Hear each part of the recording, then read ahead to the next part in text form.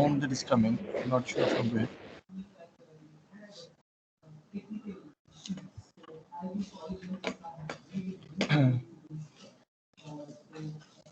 Rajnikant sir, is it okay now? Yes, sir. Now it's okay, sir. Okay, fine. So, Sai Shibu sir, can you hear us? I can hear you well. Yeah, Am okay. I audible? Yeah. Actually, Balamurugan sir was telling me about you, and so I think before I formally introduce you to the participants, I'll request Balamurugan sir to speak a little about you. Sir?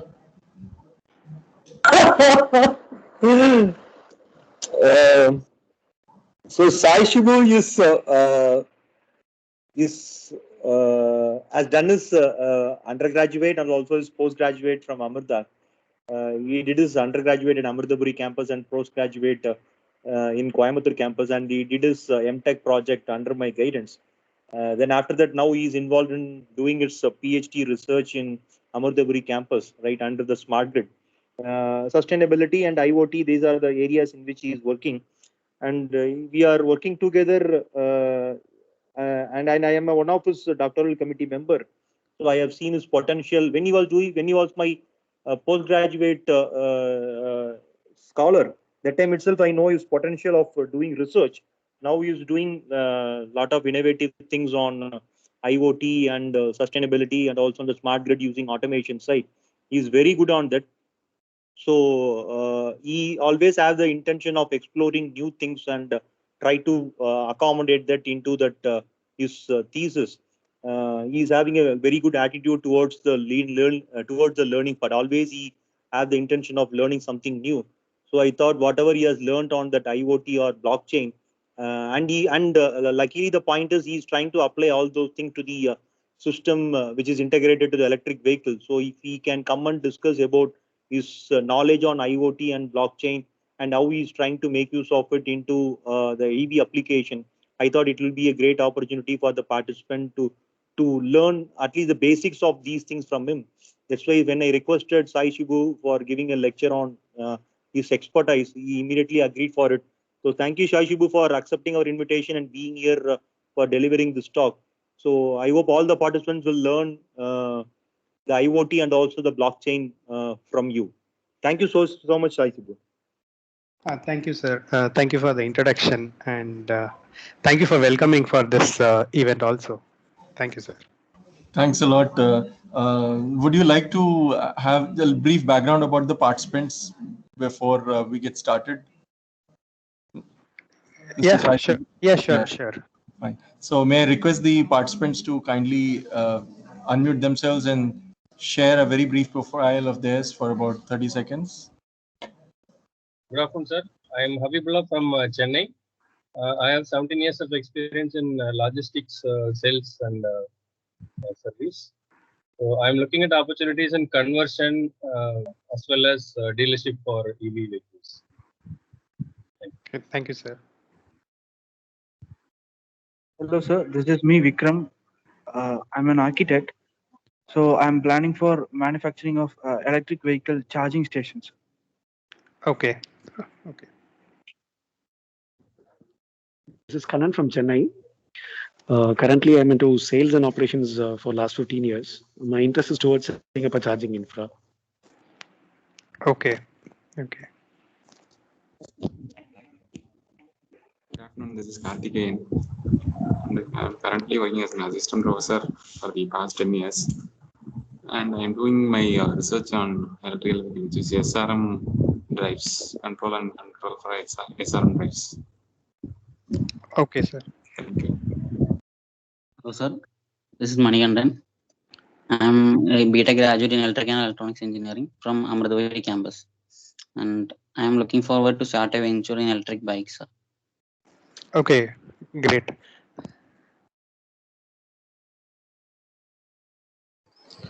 Hello, sir. I'm Damodaran. So I have experience about 10 years in software. Currently looking at about the charging infrastructures. Okay. Hello. Good evening, sir. Good afternoon, sir. I am Bhavna. I'm from Bangalore. I just finished my graduation in electrical and electronics. I'm looking forward towards developing a battery management system for electric vehicles. So that's my topic of interest. Okay.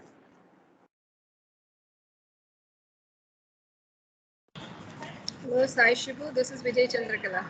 Hi, ma'am. Hello, how are you? I'm good, ma'am. Very nice to see you here. And today I think you will be taking on the topic of blockchain. Yes, yes. Certainly, I'll be also hearing to you. It's very nice seeing you in this delivery of lecture on electric vehicle. Best wishes, Sai Shibu. Thank you, ma'am. Yeah.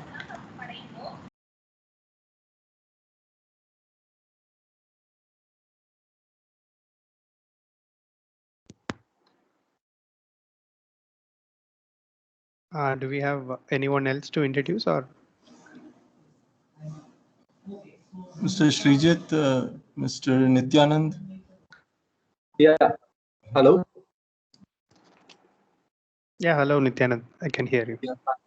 This is Nityanand. Actually, I'm from Coimbatore, and for past 10 years, I'm working into SAP, and I'm interested in developing DC motors and controllers. Actually.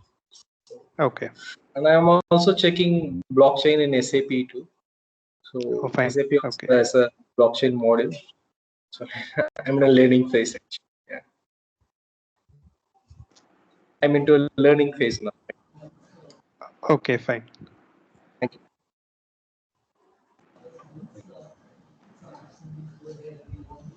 Mr. Srijit, Dr. Balkis.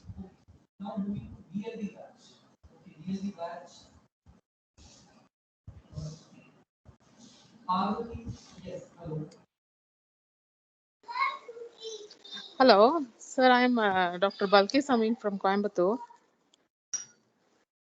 Hello. Hello, ma'am. Hello, ma'am. Yeah. Yeah. I'm a specialist in material science development and solar cell manufacturing. Okay. So I'm looking into integrating the solar cells into the as a tool to recharge the batteries used for electric vehicles. Okay. So my venture will be based on this, developing low-cost solar cells for EVs. Okay. Okay. Yeah. Thank you.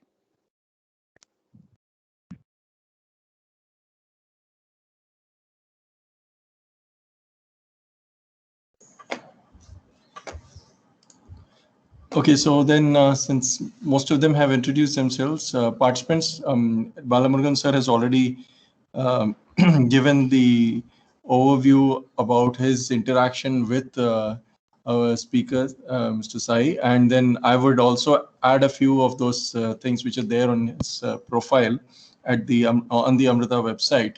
So basically, he's a research associate and a PhD scholar at the Center for Wireless Networks and Applications, WNA, at Amrita Vishwavidyapidam, Amritapuri.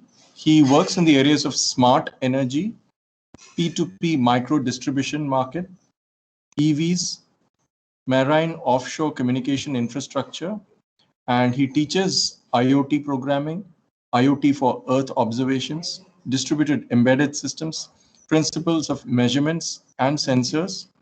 And as far as his education is concerned, as Balamurugan sir mentioned, he did his bachelor's in EEE and his master's in power electronics. His areas of interest include future mobility, blockchain technology, smart grids, renewable energy, IoT, and machine learning and artificial intelligence. Participants, I would like you to put your hands together to welcome Mr. Sai Shibu. Thank you.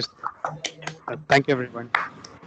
So actually, it is good to see a lot of people are working in the infrastructure. I mean, the EV infrastructure area, like especially in the charging side. So which is also my focus of research. So I, along with Dr. Balamurugan sir, we have proposed a couple of methods for blockchain enabled EV charging and various other applications related to EV.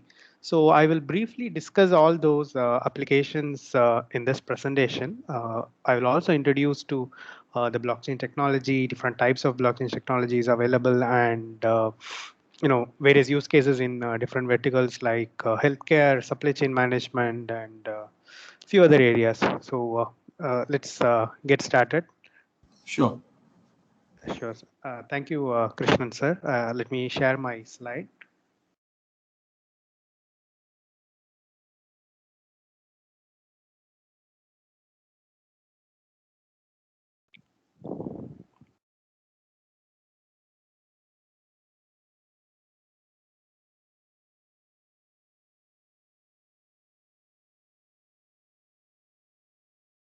Okay. Can you see my screen? Yes, yes. Okay. Okay. It is visible, right? Yes, yes, it is visible. Okay, fine. So yeah. Okay, so Krishna sir told that I work at Center for Wireless Networks and Applications. So at my department, we have 4 research groups, and I'm part of this Intelligent Infrastructure Research Group. I work with Dr. Manisha, who is the head of the department, and we have other members like Dr. Arya, Ms. Anjana, Ganesh, Deepak, Nibi, Divya, and Divya SJ. So we basically work in 2 different areas, 2 major areas. These are smart energy systems and smart water systems. So under smart energy systems, we work in smart power distribution, micro and nano renewable grids, sustainable community, and under smart water systems, we have projects in the area of smart water distributions, water quality monitoring, and IoT enabled water treatment plant. And if we look at our our group's sustainable development goals, which are prescribed by the United Nations, we focus on these 6 SDGs, or Sustainable Development Goals. So these are clean water and sanitation, which comes to the smart water systems projects, affordable and clean energy, sustainable cities and communities, responsible consumptions and production, climate actions, and finally partnerships for goals. And if you look at our team members, we are an interdisciplinary team. We have researchers from wireless background, data science, and AI ML background, electrical, electronics, and mechanical background. So these are the other research groups in my department. So at Intelligent Infrastructures, we have projects like Stabilize Energy, which is Indo-European project where we developed a campus level smart distribution network for researchers and students to carry out their experiments, and whatever modules they develop, they can plug into this system and get uh, their results and publications and things happen in parallel. So next we have a micro hydro and solar PV microgrids in Wayanad and Idiki. This is part of our ashram's humanitarian project where we kind of develop technologies to uplift the living of people who are in the rural community. So we developed a micro hydro system and another system which consists of PV modules, basically a microgrid which provides energy to the people in this village. So we have small schools or tuition centers. We have houses like 30 to 40 houses, street lights, public toilets, and small construction or some kind of self-help group is available already in the village, and we provide power to them also, so they can have some small business set up in the village and generate an income out of it. So the next one is the lab that we have. We have a smart grid lab, which has renewable energy systems integrated. We have a power grid supply from the electricity board, and we have few IoT devices for monitoring the consumptions and things like that. We also have a smart building concept that is also running up in the smart grid lab. So the next one is the area where I mainly focus on. So this is blockchain enabled P2P energy transaction testbed, where we are experimenting how a person or a people who has solar or any renewable energy system installed in his premise can export the energy to his neighbor and generate an income out of it. So this is in very early stages. We are still in the development phase.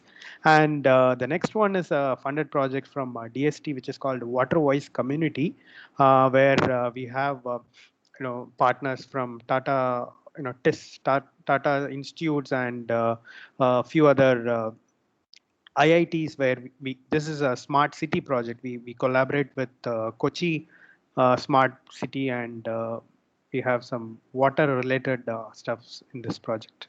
Yeah, now let us focus into the blockchain technology. Let me give you a brief introduction.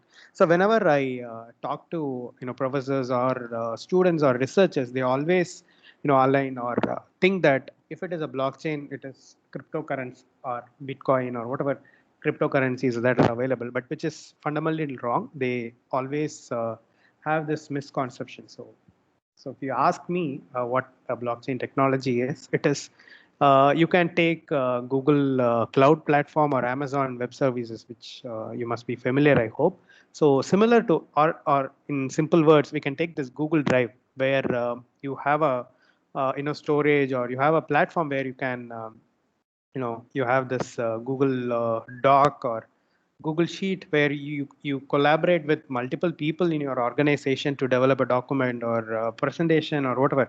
So similar to that, blockchain is also a platform. You should be very careful. You should not associate blockchain with cryptocurrencies or bitcoins. So these are an application of blockchain, not exactly the blockchain platform. So if you ask me, this is blockchain is a platform where you have a rather call it as a decentralized platform, which is designed to perform computations and information sharing.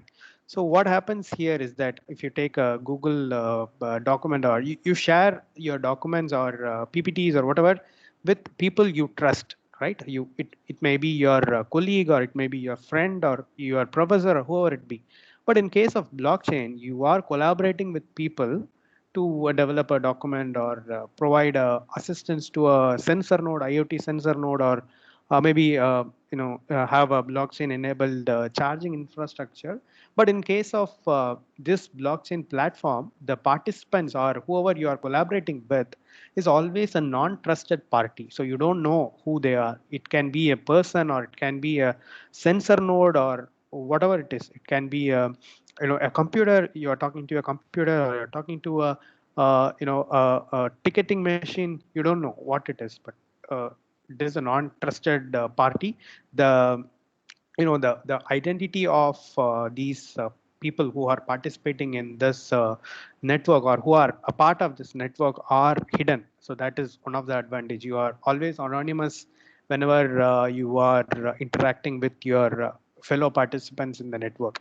So initially, when this blockchain became popular, it was around 2008-9 or around 2012, in that period, when Bitcoin, the first ever application of blockchain, was introduced by an unknown person. They call it Satoshi Nakamoto, but so far no one has seen him or interacted with him, or no, he's an invisible man. So he's the first one to introduce this platform, or bring this technology out through this Bitcoin platform. So that's where this particular confusion, or the relation happened. So if it is a blockchain, then it is equal to cryptocurrency, legal, and all those stuffs are associated with it. But it is not the right way. So since it was introduced in financial sector in the earlier stages, and the application was more of having a peer-to-peer money exchange, or have say, for example, if you want to transfer some amount of money to a we will see a detailed example little later, but if you want to transfer the amount to some person in your organization, so it goes through different entities, right, like banks and things like that. But if you take a blockchain platform, or if you execute if you want to transfer Bitcoin from one person to another, there is no intermediary between you and the other person. It is always a direct transaction. That's why they call it a peer-to-peer or one-to-one transaction between the parties participating in this particular transaction. So now let's see the benefits of using a blockchain in your organization or in financial or wherever it is. So the first and most important thing in this blockchain platform is the consensus.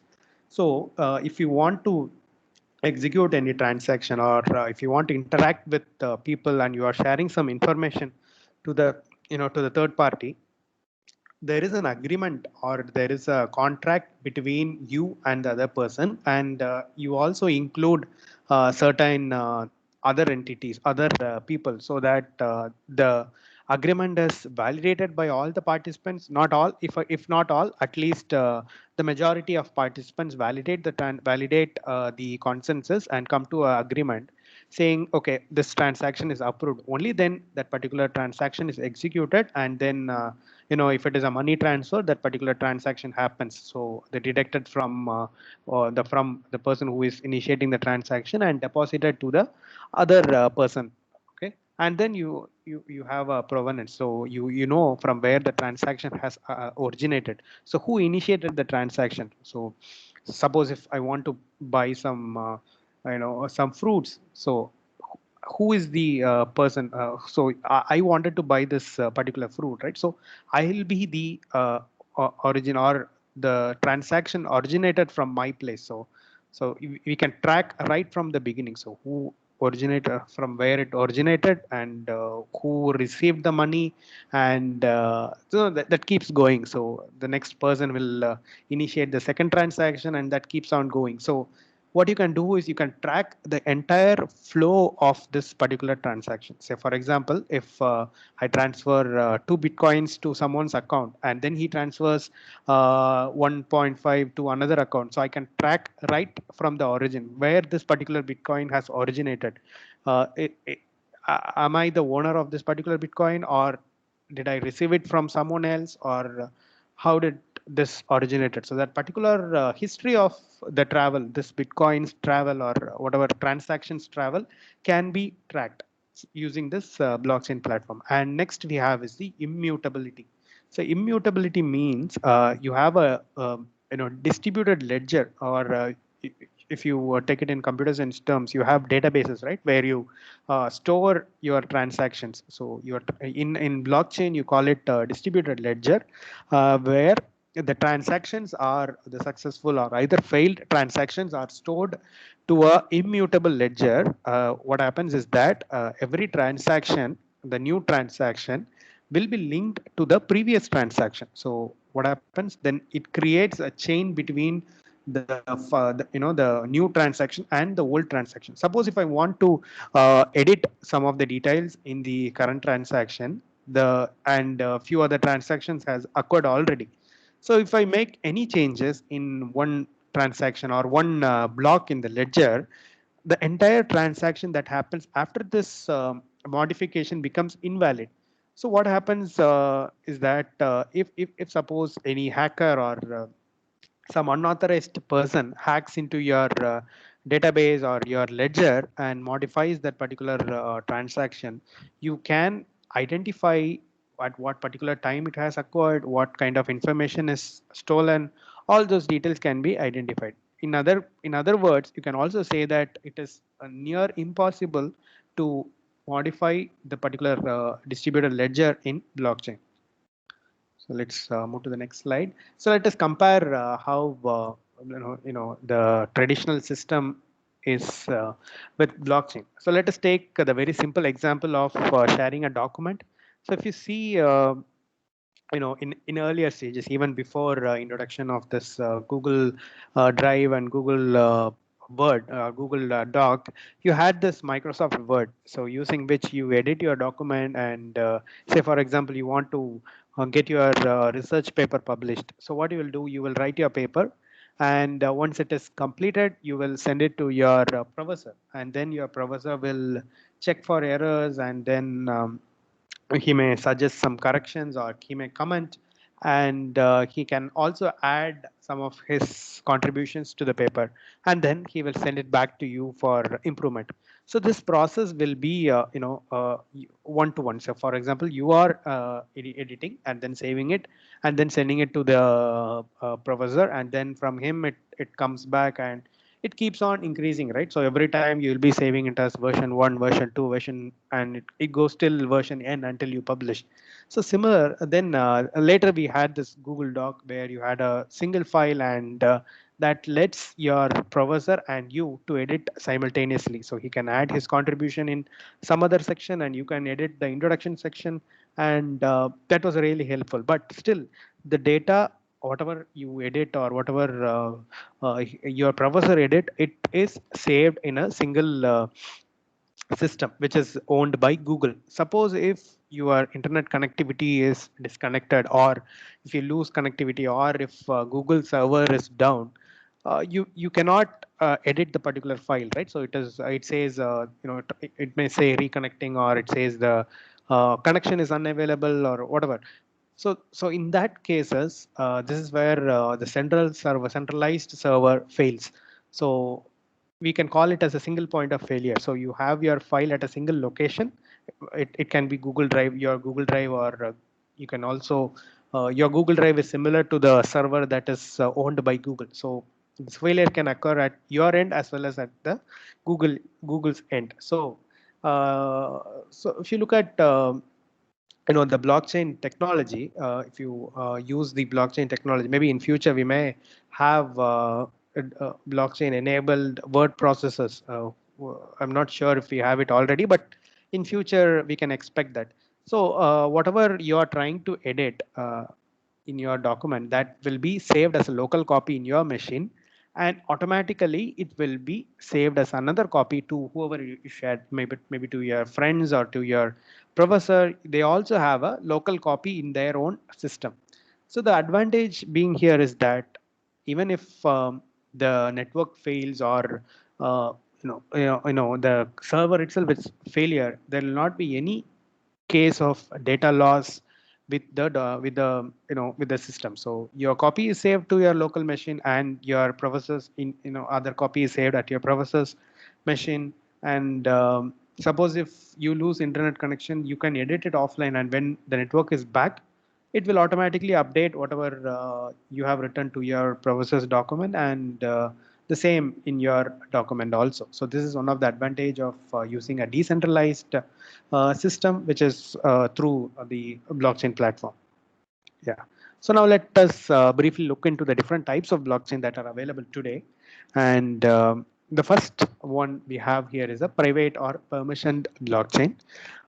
So this particular blockchain network is restricted to a set of people who you already know.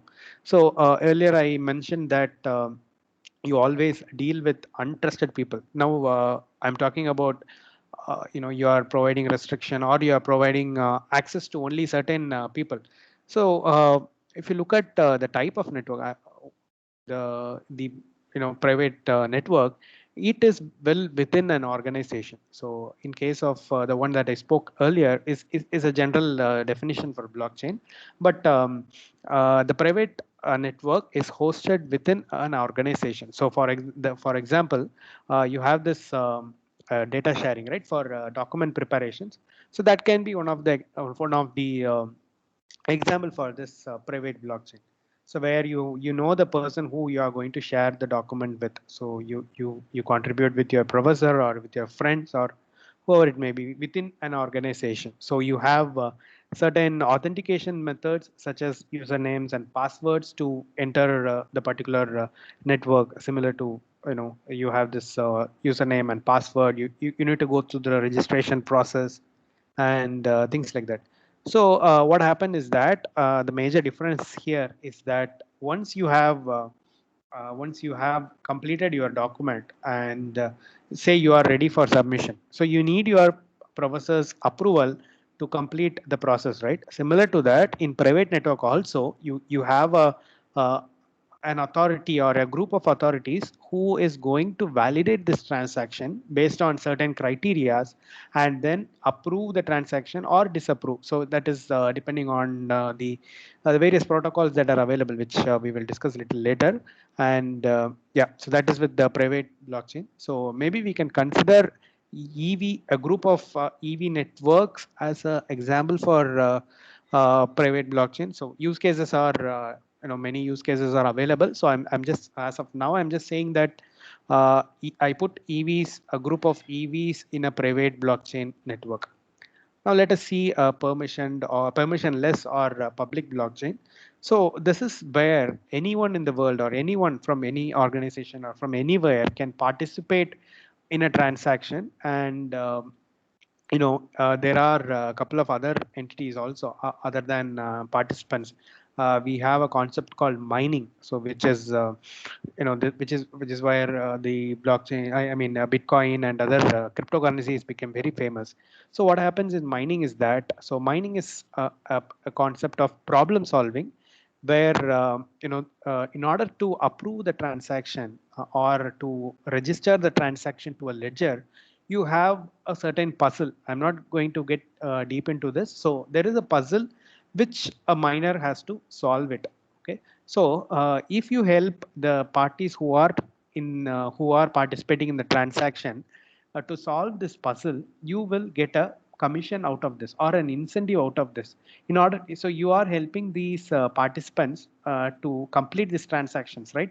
So you are like a middleman, or you are like a helper who is trying to complete this transaction. So since you help them to complete this transaction, the network will provide you incentive or a fees similar to a transaction fees that we have in our banks, right? So similar to that. So once you successfully solve this puzzle, you will broadcast that particular answer to the entire group. So whoever is participating in this transaction can grab that value and complete the transaction. So the example for this public blockchain is the cryptocurrency network. So for the Bitcoin, the Ethereum, and other cryptocurrencies that are coming up, like Facebook's Libra, all those are public blockchain.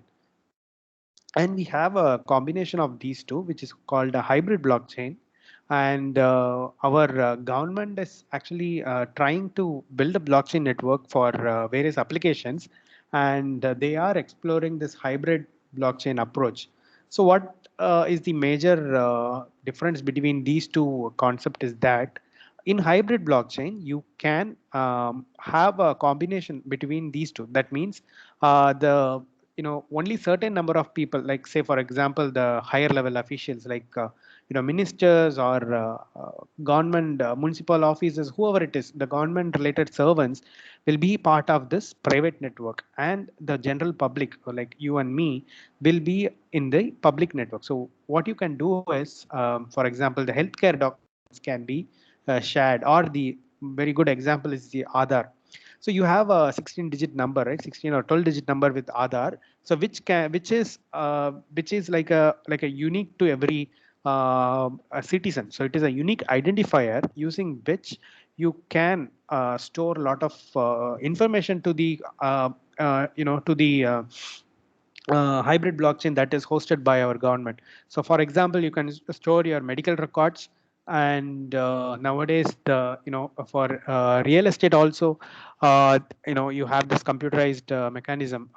In future, this may be also explored to store this real estate documents, or real estate, like if you are selling a house from if you are selling your property to someone else, then the documents associated with it, who all are the legal members who can sell this transaction, who can sell this property, is there any bank loans attached to this property, all those with this situation, with the current situation, you cannot validate, right? So who you cannot trust the person, you don't know whether this particular house has any bank loans, or is the document of a value, it means a original one, or it is a duplicate one. You don't have any mechanism to validate as of now.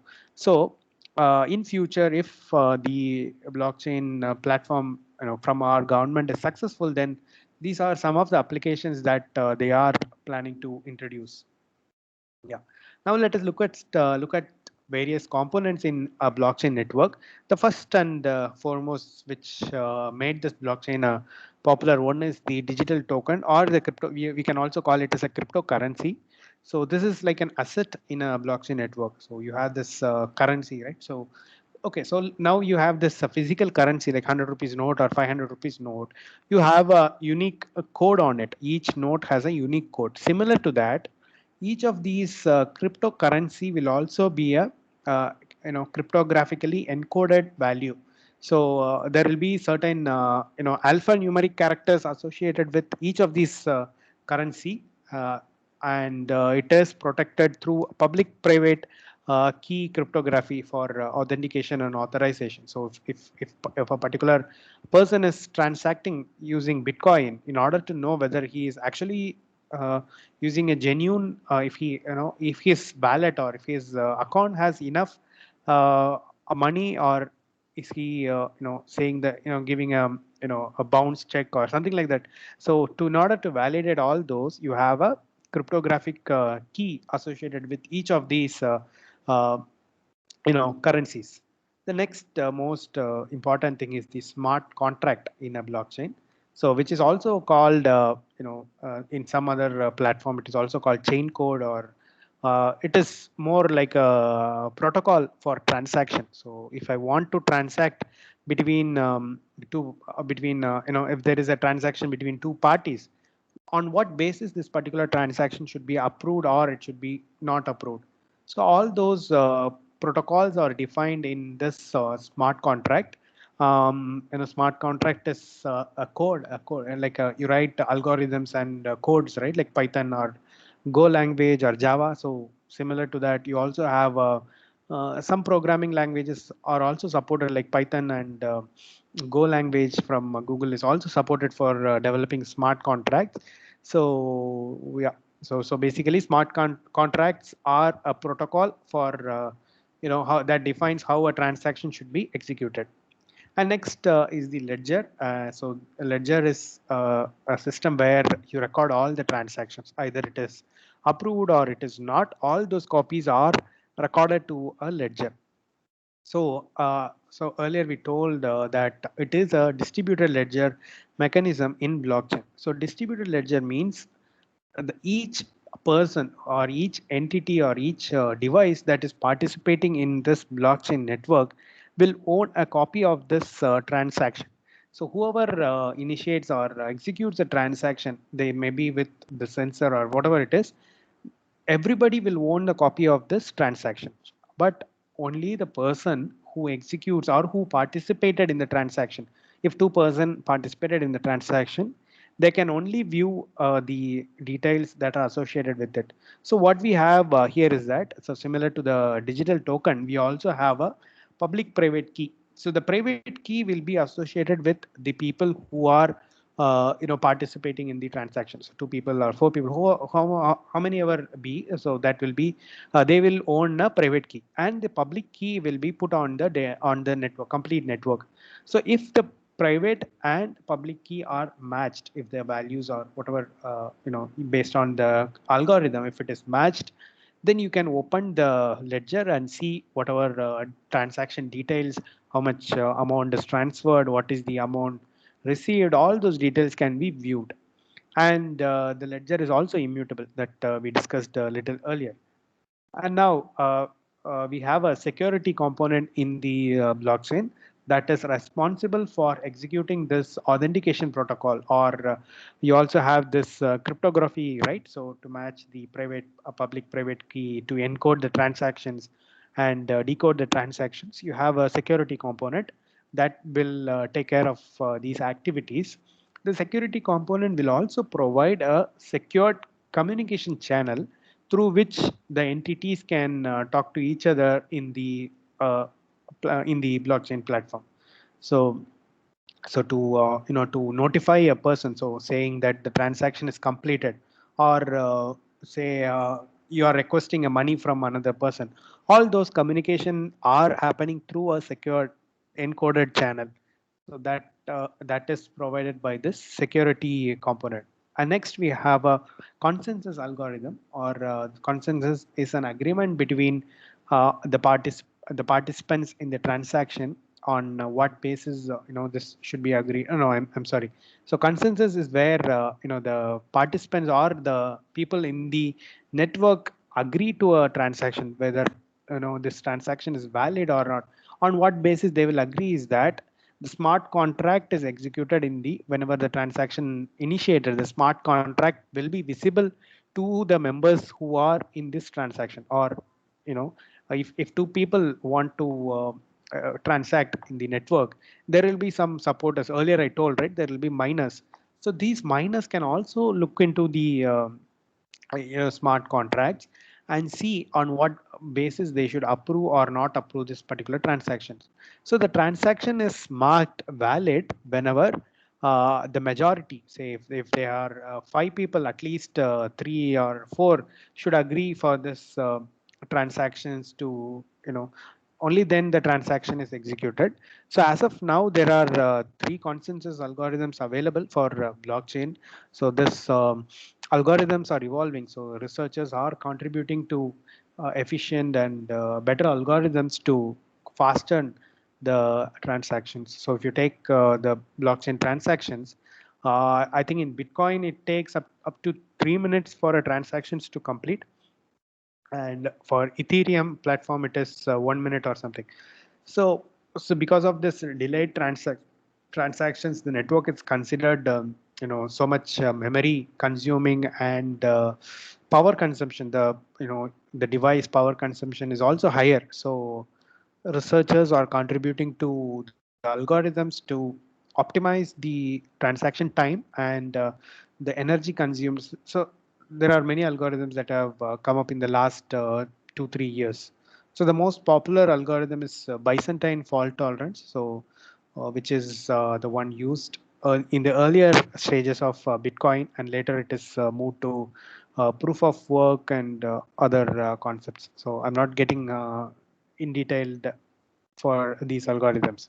So next entity is the nodes. So these are the people who are participating in the transaction, or different people are available. So you have a miner who is responsible for solving this mathematical puzzle. You have a validator who is going to initiate, or I mean validate the transactions initiated by others. You have an orderer who is initiating the transaction. You have a monitoring nodes who will help check, see whether the network is fine. Is there any communication issue, or is there any um, you know uh, attacks in the networks? Different health checks are also happening between within the blockchain network. So now let us get into the different use cases of blockchain network. So let me quickly talk about the very first application of the blockchain network. So Bitcoin was the first blockchain network, right? So once it was introduced, the financial sector was completely blown away with this concept, and they don't know what to the the the the popularity that Bitcoin got was, it made many people to invest, and the price of Bitcoin, when you convert it to US dollars or rupees, it is rocketing every day. So let us see how the traditional NEFT transaction occurs. So NEFT is for transferring money from for one person, one account, bank account to another bank account. Say for example, we have a sender and a beneficiary. So sender is the person who is trying to send money to this beneficiary. So with the current situation, if I want to send some money to anybody, I cannot transfer it directly to him. So instead, there are some intermediate processes that requires clearing and approvals and things like that. So what happens is that the sender will contact his bank, maybe through net banking, if it is a net banking, or it can be through mobile apps also. They contact the bank, and then you have to put the beneficiary account number, right? So if it is from another bank, or is it from the same bank, or is he an international person or Indian? So many things you have, right? So you enter all those details and you initiate the transaction. So once you initiate the transaction, your bank will forward it to RBI, so the Reserve Bank of India, who is the central authority for all transactions. Okay, so they have some particular time period, I guess. I'm not sure if that is changed in the recent times. So they have some particular time period when the transactions will be processed. So they forward your request to RBI, and RBI will process it, and then then it will be forwarded to the recipient bank, so where your beneficiary is having an account. Then from this bank, it will be credited to the account holder account of this particular beneficiary. So it takes some quite a time to complete this transaction. It goes to the bank, and from there it goes to RBI, then it goes to another bank, and then it comes to the beneficiary. So that is the traditional method, and then comes the blockchain enabled financial transactions. So where you do not have a central authority, the RBI, the this your bank and the recipient bank, it is not at all present. Instead, you have a wallet, or you have a virtual account which is not owned by any bank or any entity. So it is owned entirely by you. So what I'm going to do is, if I want to transact some amount to my neighbor, I can directly put it to the virtual account of my neighbor. There is nobody in between to approve or not approve my transaction. So it is all within the blockchain network, but there is no external third party such as banks, and you have this RBA and other stuffs. So that's where this is how the Bitcoin network was working. So there is no middle entity, because of which the transactions were way faster compared to the traditional bank method. So, and also if you use the traditional methods, the all your details are captured right within the bank. So to who you are transacting, and then how much amount you are transacting, all those details are made visible to people in the bank. But if you use this blockchain enabled financing technologies, the details are anonymous. So only you and the third party, or I mean the person who you are transacting with, will know the details. Even your the other party will not know how much amount is in your account, or whatever the details, personal details are. They will just know your virtual account number, and then the amount that you are sending to him. So very minimal amount of data is made available to the other party. So that is why in financial sectors it became very popular. Okay, so the next use case is at healthcare. So you must have seen in the news that during the initial period of COVID, saying that there is some miscommunication between the ICMR. The ICMR is the one who was maintaining the whole record, right? So whole record of COVID testing, COVID positive, negative, all those, and the value reported by the state. So this could have been avoided if our government used a blockchain enabled platform. So what they could have done is that once a person visits a clinic or visits a lab to give his samples, they can mark his virtual account, or maybe let's take Aadhaar number, associate his Aadhaar number with the whatever samples they have collected, and this particular detail immediately within a second will be transferred to the ICMR's ledger. And once the testing is completed, if he is positive or if he is negative, those details can also be updated to ICMR's ledger. So everything happens simultaneously. There is no, now even now they first update at the local database, and then that particular, you download the Excel file or whatever file, and then that is uploaded to the ICMR's web page. Then at the ICMR side, someone manually decodes this file and then adds to the database. So that takes so much time, and there can be data redundancy and duplications of data, and sometimes a person who is negative is marked positive, and the other way also, right? So much confusions could have been avoided if we had blockchain platform during our initial COVID testing and those peak times, those times. Now, even for the vaccine delivery from from the right from the factory till the patient, we can use this blockchain platform to efficiently monitor whoever is vaccinated and whoever is not, and who had their first dose and the second dose must be missed, or it could be accidentally marked completed, right? So these can be avoided by using this blockchain platform. So the major advantage of using blockchain in healthcare is that your identity is entirely masked. You only your doctor and the maybe the lab and few other maybe insurance means can be these details can be provided. Even say I put researchers here, so sometimes you have this lot of health monitoring devices nowadays, right? Like you have this smart bands and smart watches.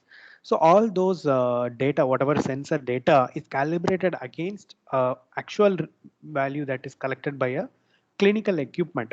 So in order to provide the data to a researcher, sometimes the researchers do not need the patient's information, right? Personal information, their age, or maybe their name, their address, their phone number, those are not needed. So you can limit whoever, you can set permissions to whatever columns or whatever points that the researcher needs, whatever the insurance company needs. You can put a limitation on the data they are downloading from your database or whatever. So through this platform. Yeah, so here also we can have a public private key to provide access policies for different entities who are subscribed to your data. Yeah, so this is I know a workflow or a flow diagram for using blockchain in healthcare. So you have the patient who is registering at the hospital, and that particular information is provided to doctor, and the hospital will host the private blockchain network, and in which you have a doctor, you have certain insurance companies, you have payment providers like the insurance, the banks and other things.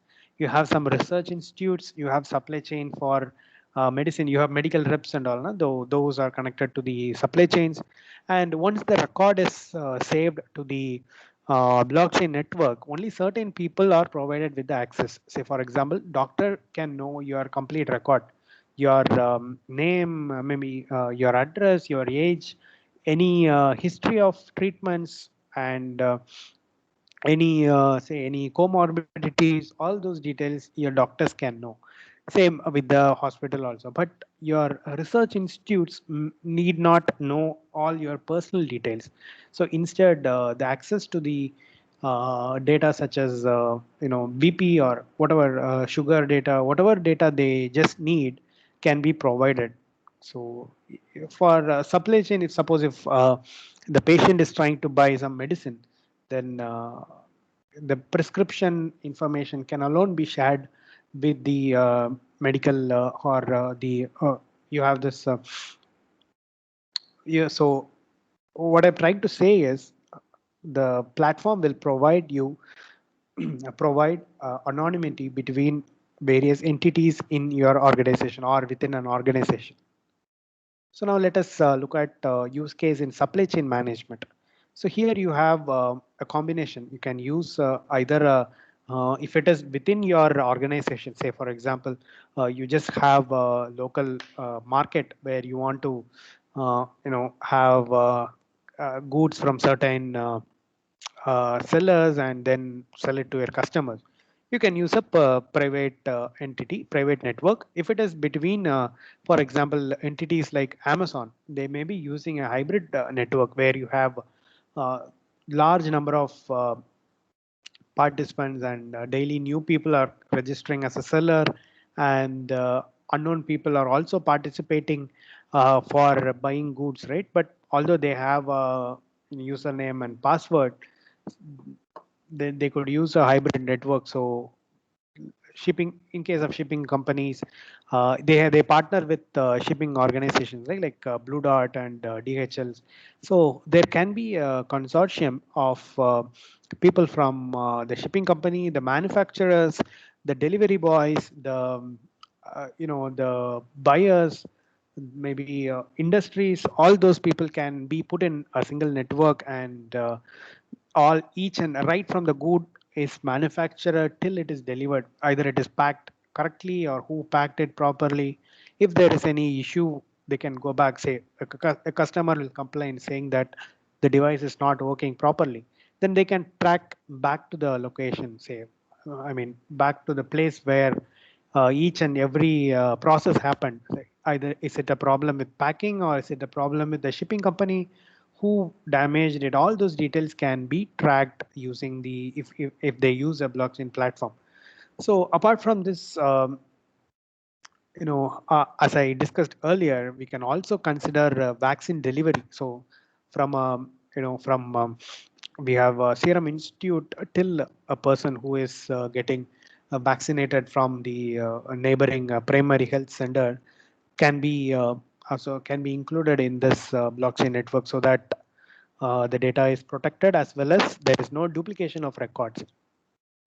So this is an example for vaccine delivery. So you have your vaccine research organizations here who who uses various samples to find or discover the vaccinations. Once that is discovered and all approvals are completed, the particular formula is transferred to a manufacturing plant. So the transaction or the transfer should be based on some agreement, right? So here we can have a smart contract between the manufacturing plant and the the what do you call uh, the company, actual Serum Institute of India, or whatever company who manufactures or who discovered this vaccine.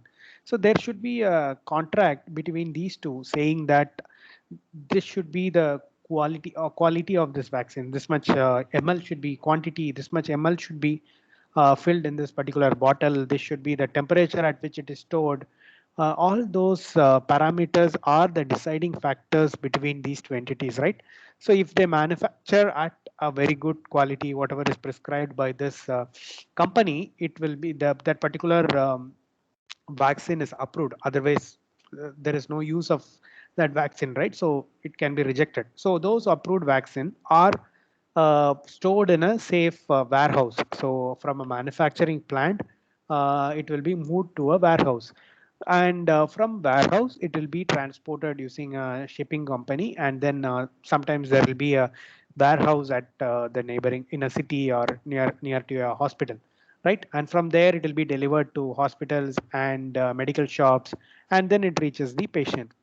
So earlier or even now, if you consider right from the drug discovery or the inventor till delivering it to the healthcare, it is monitored by the single entity. Means Serum Institute of India is responsible for manufacturing the vaccine, storing it safely, transporting it, and then delivering it. So if we have a blockchain platform for supply chain management, uh, Serum Institute can fully focus on developing this drug or discovering new drugs, and then they can outsource the manufacturing to another organization. So it can be some other company. They may not be associated with the with the um, Serum Institute of India. So they manufacture as per the standards provided by the company, and once they are done, they have another partner who host the warehouse, and they collect the warehouse companies in charge is to just collect the approved vaccines and then store it safely. Then you have another transportation company, maybe it Blue Dart or logistic companies, anyone who is in this field, they can collect the drugs from this warehouse and then deliver it to another warehouse which is nearer to the hospitals. And from this the other warehouse, the vaccine is either handled by the healthcare provider itself or through any local distributor or local transportation facilities, and then it is delivered to the retailers or healthcare providers and then reaches the patient. So if you look at the bottommost black icons, so these are the copy of the records. So the first record is created by this manufacturer, and once the serum institute or the drug company, and then once it is manufactured, the data is added to the same data or the same block where the previous data is added. So if you see the second block, you will have a copy of this first plus the new data. So that means the previous data is also considered whenever a new data comes in. So through which we are making the ledger and immutable.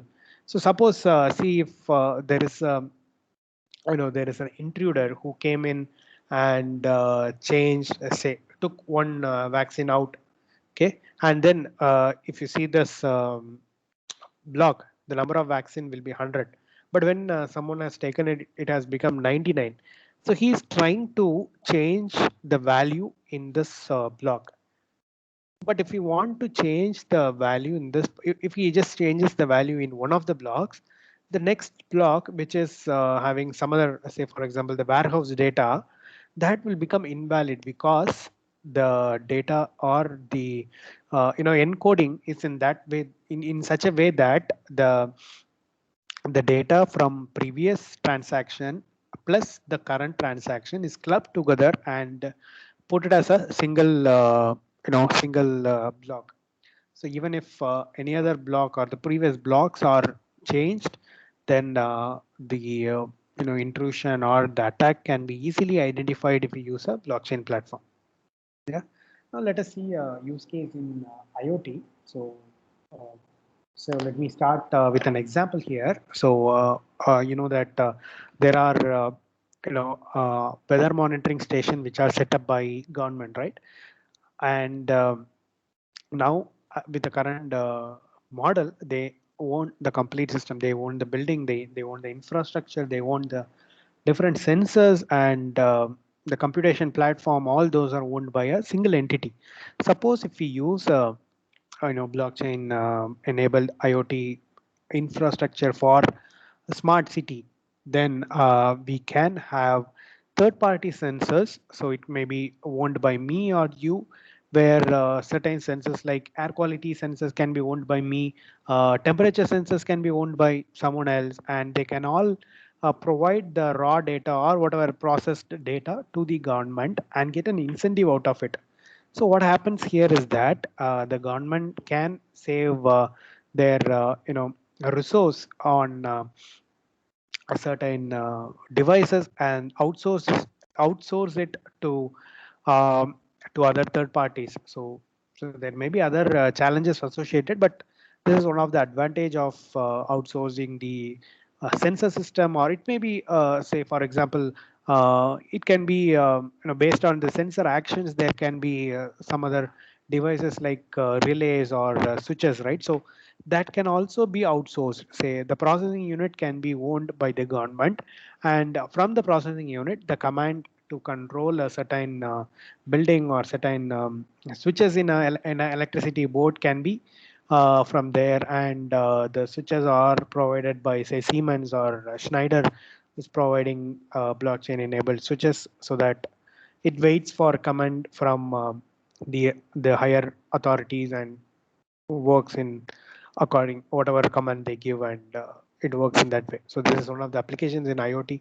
And recently okay, so yeah, recently there are a lot of applications coming up in IoT, such as as I told, this weather monitoring, then various smart city applications like security cameras and connected vehicles. So these vehicles, electric vehicles or autonomous vehicles, they need lot of data, right? So to maneuver autonomously between streets, for example, the Tesla cars.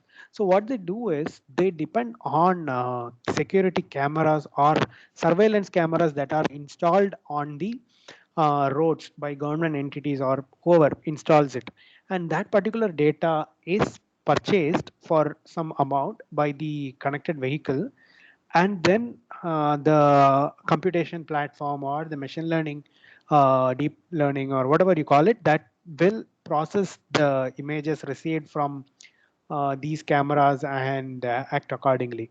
And the connected cars can also transmit certain data like they have cameras on board. They can take pictures of road accidents, maybe some security issues like theft or whatever it is, and that data is pulled or pushed or pulled, whatever it is, to a police station or a e-governance building, whoever needs that particular data.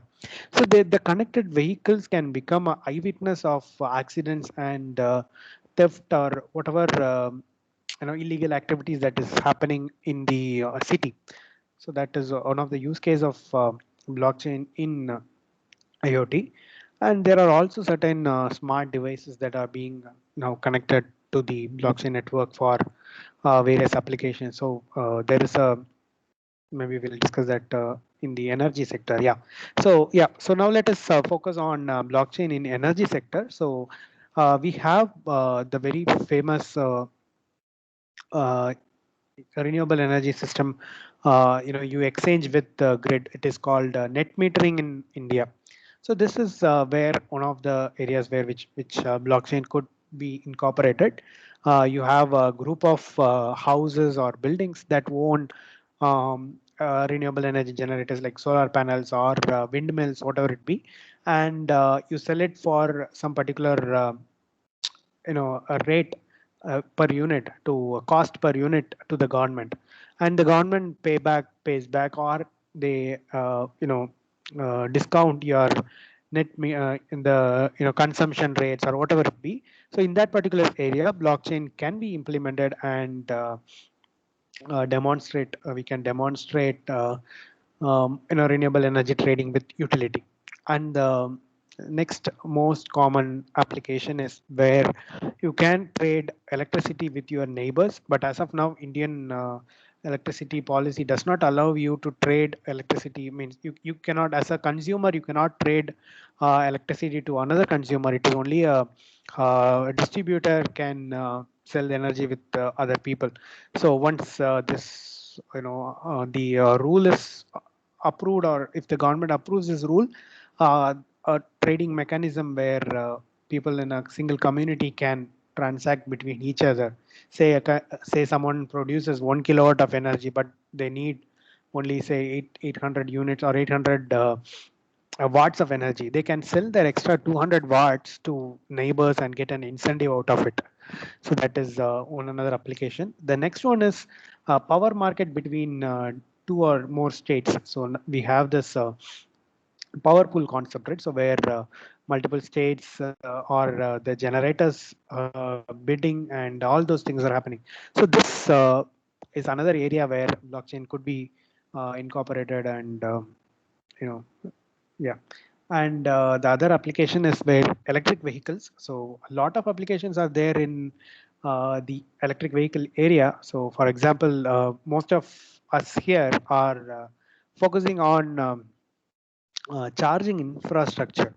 So one application where I could suggest is the common or the popular thing that is coming up is the battery swapping stations.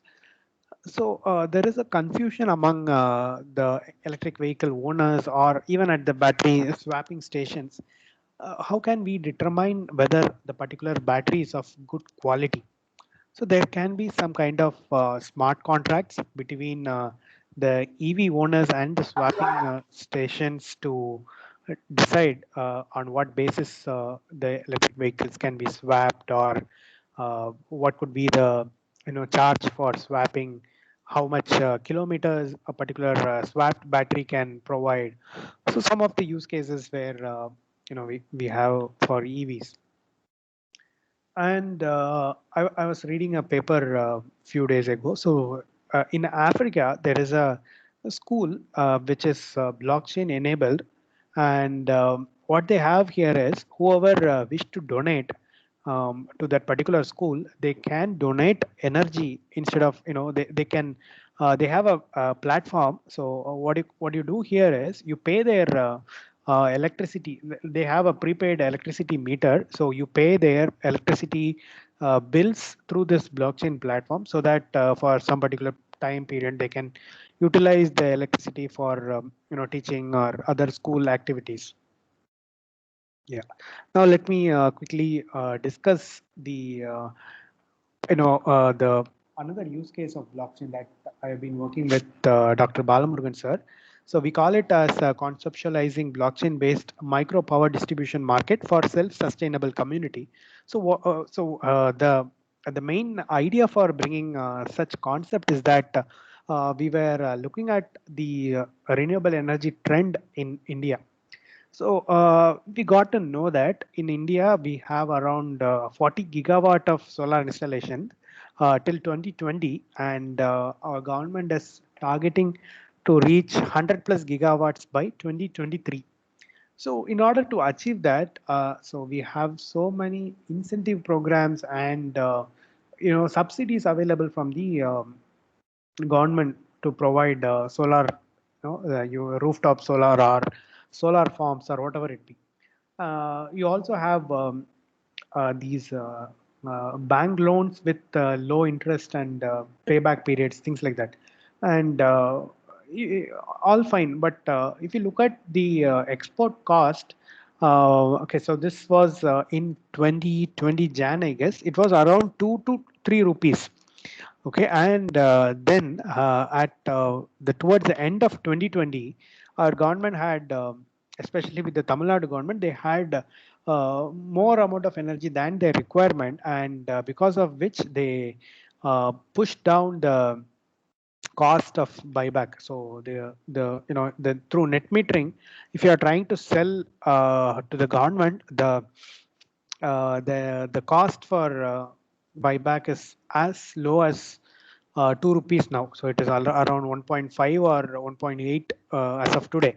So what happened because of that is that whoever wish to install solar at their house, they are moving to off-grid system where you have batteries and the energy generated from the storage from the solar is saved to a battery, and then whenever solar is not there, the energy is discharged and then utilized by the building.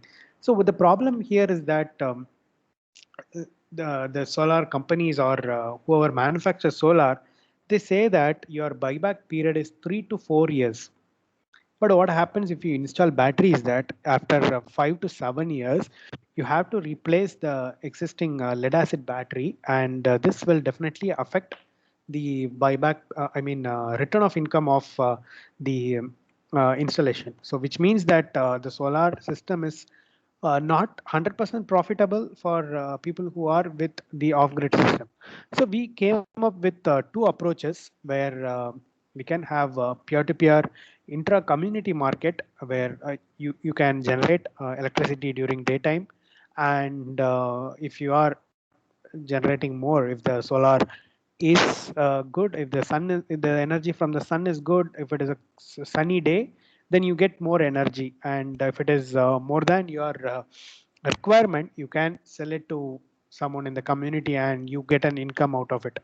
And the second approach we proposed is that it is a bidirectional electric vehicle charging system where the electric vehicle can be charged during the daytime whenever the solar or the renewable energy is available, and it can be discharged during the night time or when there is a peak power requirement in the community. So what happens here is that the electric vehicle will replace the battery system in the off-grid solar installations. So instead, you can generate electricity and store it to electric vehicle, either car or scooter, and then utilize it during non-solar availability. So in order to communicate with various entities in a community or with the electric vehicles, we developed certain APIs. So APIs are application programming interfaces. So using which earlier we discussed we have a secure communication channel between entities in blockchain, right? So so so for example, a solar inverter from say Schneider or Outback will be talking in some protocols, say Modbus protocol or whatever. So that will be understood by only certain number of devices. Say if it is an Outback inverter, the Outback charge controller, the Outback's battery monitoring system, or some other Modbus enabled device can understand that particular protocol. And for electric vehicles or scooters, they use CAN bus protocol. So this is the most common communication protocols for vehicles. So we need a unified protocol or a single protocol to communicate between multiple entities. So in order to achieve that, we developed the application programming interfaces using which the data from one entity can be shared to another entity through this blockchain platform in a secure way. Okay, so this is how, say for example, this node one is smart meter, or okay, let it be a smart meter, and node two is an electric vehicle. So these two can exchange the data through this APIs. Saying this will be in the format of this is called a JSON format in programming language. So this it will be in this format. So you have a identifier and the value, and you have a second identifier and value, and it goes on till whatever data they are transmitting. So we defined three APIs for intra-community power market. The first approach, the first one is the EA API, so which is which will broadcast the free energy availability in different peers in that community. Okay, the next one is the RL API, which will provide real-time energy usage of a particular building or particular house in a community. The third one is the REQ API, which will provide a channel where a neighbor can request power from you through this API. And for electric vehicles, we defined another 4 APIs. So this EV API will provide the location of the electric vehicle, the state of charge, and how far the electric vehicle is from the charging station. And the charging station API will provide energy available. That means how much energy the charging stations have capacity, right? Like 33 kilowatt fast charger, uh, 15 kilowatt fast charger. Different protocol, different standards are available for charging infrastructure, right? So that particular information is shared, and then it also shares the cost per energy. So if you are charging for say 1 hour, what will be the cost? That details are also shared. The charging station API is accessible for the DER, that means the local distribution network, and also to the electric vehicles. So next you have the smart building API, where the buildings can share information on this extra energy that they have from their system, and also how much cost they are requesting for selling or buying this electricity. And the final one is the DER API, where it is for by the distribution company. They have informations like how much energy they have in their hand, how much they need in addition to to manage their demand, and what is the cost per unit of energy they charge for buying as well as selling. So these are the data available with the DER API. So now in our test network, these were the entities that we considered. So we had smart building with rooftop solar. We had electric vehicle charging station, which is bidirectional enabled. So this electric vehicle can charge an electric vehicle, and also get power from the electric vehicle can discharge through this electric vehicle to a house or to a to the distribution network. And we also had the standard normal building who takes power from the power grid. Then we considered solar farm, electric vehicle with electric car with bidirectional charging capability, electric scooters which are which has less than 2 kilowatt of battery storage available. Then the power grid infrastructure, which is going to support all the, they provide the common point of coupling between all these entities. So we considered a power grid also. We also considered auxiliary services such as capacitor banks, fax devices, and and the battery banks that are available. We also considered a parking station with renewable energy on top of each parking slot, which lets the electric vehicle to charge from the parking station. Yeah.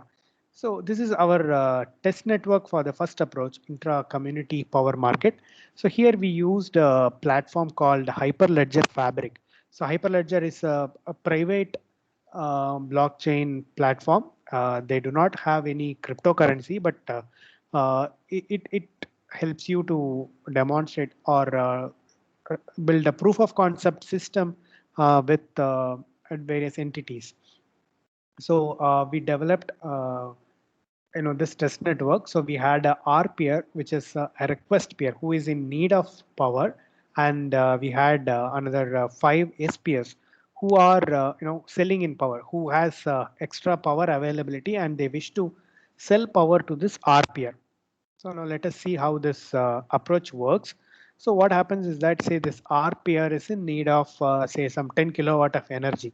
So what he will do is he will use the APIs and scan for neighboring SPs. He will collect information on how much energy these people have in excess, and what is the cost they ask for transaction, what will be the distance from these from my house to the SP's house. All these details will be collected, and this RPR will sort these SPs based on the distance, the tariff, and the power availability.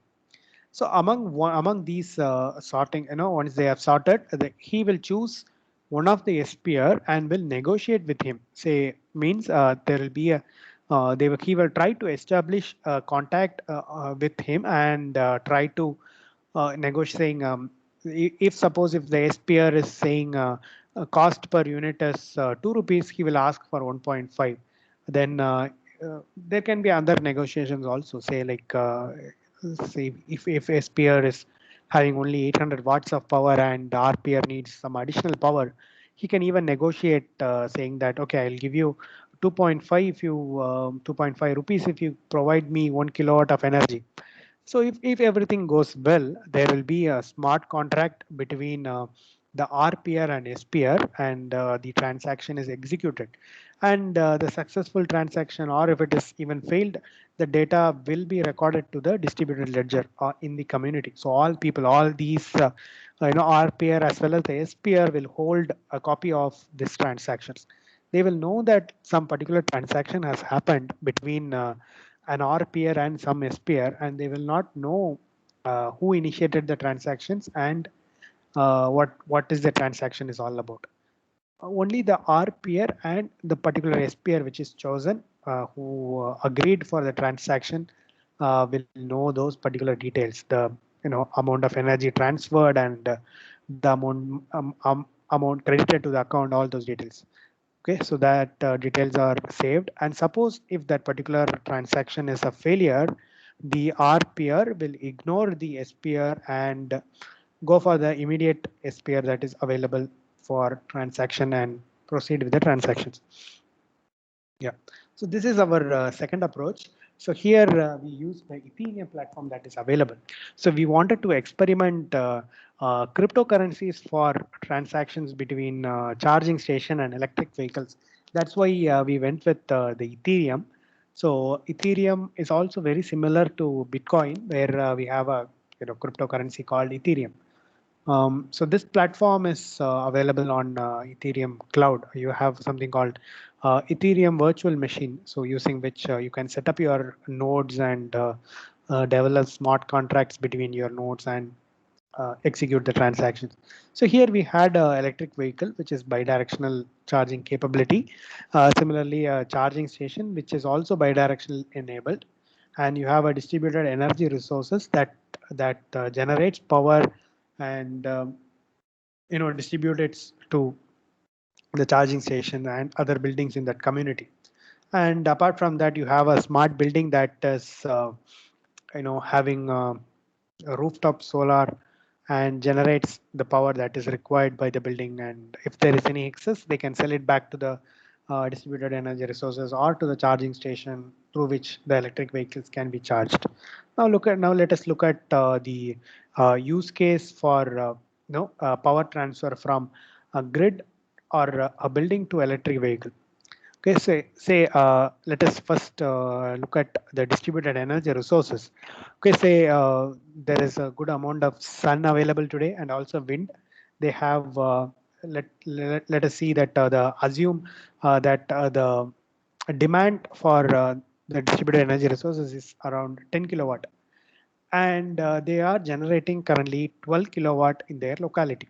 So what they will do is whatever extra power is available will be shared to the electric vehicle. So the electric vehicle will be asked to charge their battery through this to this charging station, and then store the extra energy to the batteries. Uh, Similarly, if the smart building is also generating extra energy, they can also provide this additional energy to electric vehicle and ask them to store it in their battery. So what the electric vehicle will get here is that so electric vehicle is getting charged, and which is helping the distributed energy resources as well as the smart building to store the additional energy. So in order to provide a medium for storage, the DER as well as the smart buildings will provide an incentive to the electric vehicle. So if you look at the traditional vehicle charging uh, principles, you will see that the electric vehicle has to pay to the charging station or charging infrastructure to get itself charged. But in case of our proposed system, the electric vehicle will get an incentive for providing a platform to store the extra energy generated from other resources. Yeah. So now, if it is a evening or night time and the demand is higher, the distributed resources as well as smart buildings can request the electric vehicle to discharge the energy back to their source. Say the electric vehicles can discharge and power the building or the community, and doing that activity, the DER as well as smart building will provide an incentive for this electric vehicle. Yeah. So this is a tip for whoever wish to get started with a blockchain research or learn blockchain. So Amazon Web Services, so AWS, they host something called blockchain as a service. If you take cloud computing concepts, you have SaaS, PaaS, and infrastructure. Different concepts are available. So recently, they have introduced something called blockchain as a service, where you have a completely pre-built blockchain infrastructure readily available on the Amazon Web Services. So you can sign up, and in a 30 minutes or maybe less than that, you can deploy your first blockchain network. So you create a cloud computing instance in AWS, and activate the blockchain platform. Then to support the transaction, you can also create various other nodes and connect it to the blockchain as a service platform. So the major advantage of using this AWS blockchain platform is it is very easy to deploy. If you are a beginner or if you are trying to learn blockchain solution or blockchain technology, this is the most recommended step. So if you are a new AWS user, if you are registering for the first time, they provide some free credits to as a trial for a few months, like 2 months or 3 months. So you can utilize that to learn blockchain as a service platform. If you are over the free credit or free tier period, then they charge you for every transaction. If you execute one single transaction, there is some $0.1 or something associated with each transaction. So that is the downside of using the Amazon services. The second one is the IOTA. So IOTA is another blockchain platform or distributed ledger platform. So it is, as the name, IOTA, it is mainly designed for IoT-based devices. So this is a lightweight blockchain platform where each transaction will occupy or will take only very bits or bytes of data, whereas in the Bitcoin or Hyperledger, it will take quite some memory. It will take some KBs or MBs of memory for each transaction storage. So if you are focusing on developing blockchain system for IoT, then IOTA is the best platform. So they provide something called a one-click tangle, using which you can set up, as the name suggests, within a single click, you can set up a blockchain blockchain platform. So it is very even easier than the Amazon. So it is very easy to deploy. But only downside is that if you set up your own private blockchain, it is restricted only to you. You cannot interact with other blockchain networks or other blockchain nodes that are available in the in the surroundings. You can have your private network and test all your activities before moving into a larger blockchain platform. And the next one is the Hyperledger Fabric platform. Hyperledger has various platforms like Hyperledger Fabric, Hyperledger Sawtooth, and so many things are available. You can explore it. This and the community, the Hyperledger is actually by the Linux community and co-owned by IBM. So the development is very good, and they have weekly webinars, and so many the activities are great in the Hyperledger. So if you are going for a private network, so within an organization, or for a you are developing some platform for government, then Hyperledger is the most preferred platform. So I think Kerala government is also looking at Hyperledger based solutions. So Kerala government has Kerala Blockchain Academy, where they teach blockchain courses and things like that.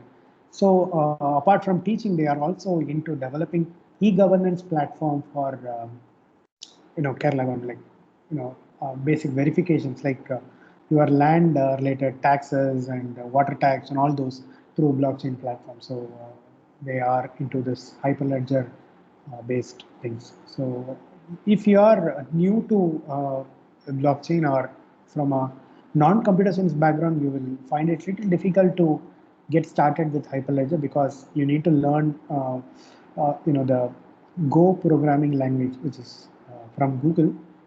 It is if you are into JavaScript or Java, then it is okay, fine, you can manage. But if you are from circuit branches or mechanical, then it will be little difficult. And if you are using any resource constrained devices like a Raspberry Pi or Node MCUs, things like that, then Hyperledger is not a preferred platform. So they need a dedicated server with at least Core i3 or Core i5 processors and 4 to 8 GB of RAM availability. And even IOTA, you can host the main server on a Raspberry Pi. The recent Raspberry Pi 4 with 4 or 8 GB of memory is very sufficient for hosting this IOTA blockchain network. And the clients or the nodes of these IOTA can be even hosted on a Node MCU, which is a IoT based platform for IoT development platform. So IOTA is compatible even for that. And the final recommended platform is the Ethereum virtual machine. So it is a cloud-based setup. So if you want to, if you look at Coursera or Udemy, whatever online classes you attend for blockchain, they will be teaching with Ethereum platform because it is cloud-based and there is no complicated setups needed to get started with and things like that. And the main downside of Ethereum is they use a proprietary software or proprietary coding language called Solidity. So you need to learn this language first or things like that. So Solidity is the programming language to write your smart contracts or uh, things like that. So that will be a downside if you are using Ethereum virtual machines.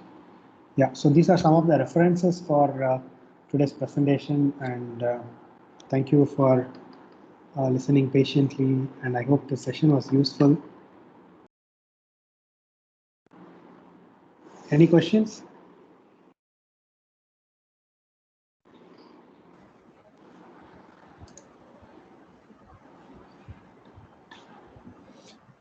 Thank you so much, sir. It was really wonderful. Participants, as here's an opportunity, please go ahead and ask any questions that you have in your mind.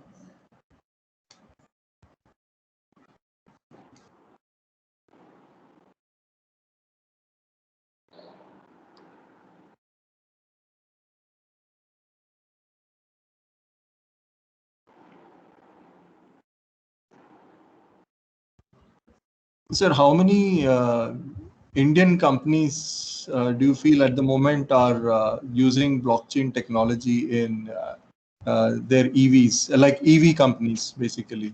I'm not sure if Indian companies are into EVs or for blockchain especially, but now in India it is mainly blockchain is being used for financial transactions. Like most of the companies, like most of the banks, like SBI and ICICI and Axis banks are investing to develop this blockchain-enabled transactions or things like that, and also governments like I think Madhya Pradesh or somewhere in the north, I don't remember exactly, they have already rolled out a blockchain enabled e-governance platform, and Tamil Nadu government has a blockchain wing or something dedicated team to develop blockchain applications. And you also spoke about healthcare, the COVID example that you gave. So I think after banking, probably healthcare will be easily going for it. Yeah, yes. The trend is first it is the finance, and then it goes to e-governance, and then now it is healthcare. Next to healthcare, the electricity side is also, so there are many test beds available in, this Tata Power in Delhi. They have a, test bed, blockchain test bed for P2P transactions. So the problem here is the electricity policy does not allow peer-to-peer electricity trading. So they are all waiting for this particular rule happens to be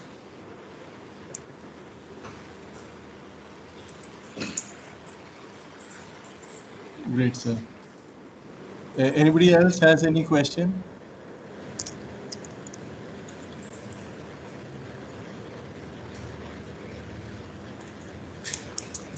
I think our next guest speaker has also joined in already. So yes, sir.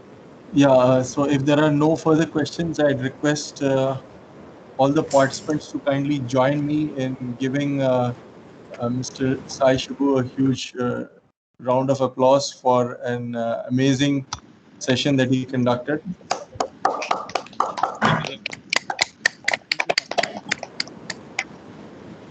It was Thank you so nice. much, sir, for enlightening us. Yes, ma'am. You're saying It something. was very nice presentation. He did it because it is the trend which is covered in all the aspects of the cases.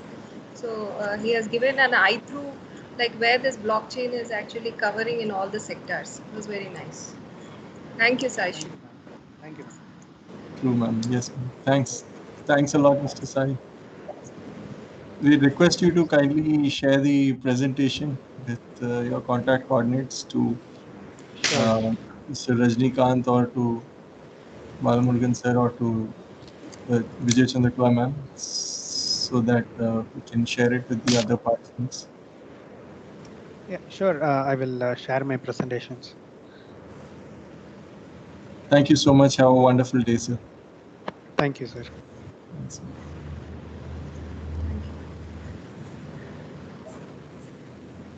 So participants, we have Mr. V. Raviteja, our next guest speaker. Raviteja, sir, can you hear us? Yeah, sir. Yeah, good afternoon and welcome. I think you know already a whole lot of people here because you're quite familiar with the people at Amrita, I guess. Yes, sir. So thanks for joining us and for agreeing to share your expertise, area of expertise with the participants of our TEDP. This is the first TEDP that we are organizing on electric vehicles, and we are all really excited. So just before you begin, I will introduce your profile, but even before that, we thought it would be a good idea for you to know the background of the audience. So if you may permit, we will request them to introduce themselves, the participants, if for about 30 seconds each.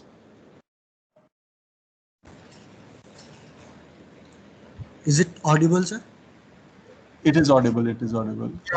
How about from our end? Are you able to hear us? Sir? Are you able to hear us? Yeah, sir. I'm able to hear. Okay, so I'll request the participants to briefly introduce themselves. Is it fine? Yeah, sir. Fine, sir. Yeah, okay. Participants, kindly do a very quick introduction about yourselves. Good afternoon, sir. I am Habibullah from Chennai. I have 17 years of experience in sales and marketing in relevance to logistics industry. So I am looking at opportunities in EV industry in terms of two-wheeler dealership as well as conversion of petrol to hybrid or complete electric vehicles. So that's about it. Thank you. Okay.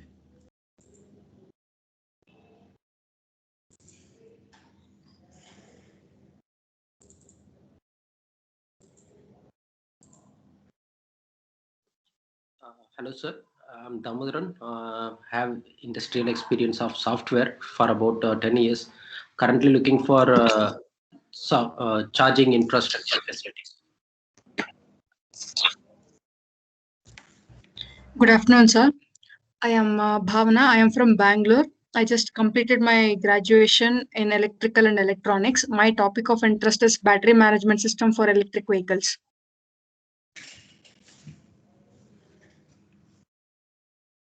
Good afternoon, sir. This is Manigandan. I am a beta graduate in electrical and electronics engineering, and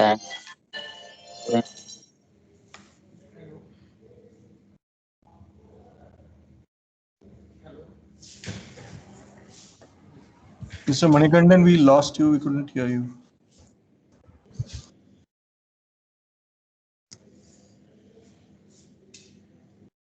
sir. Yeah, we couldn't hear you after your first line.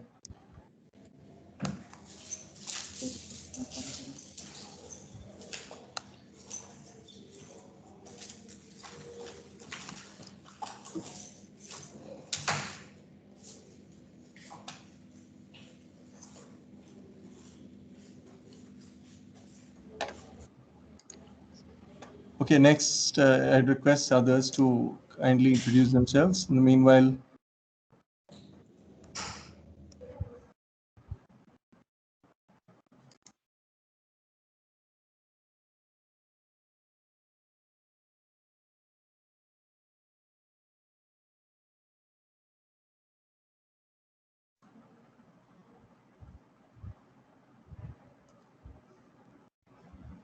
Dr. Balkis, Dr. Rajshekhar, Mr. Kannan, Mr. Nityanand, Mr. Srijit, Mr. Vikram. I see a lot of connectivity issues happening. Please introduce yourselves if you can.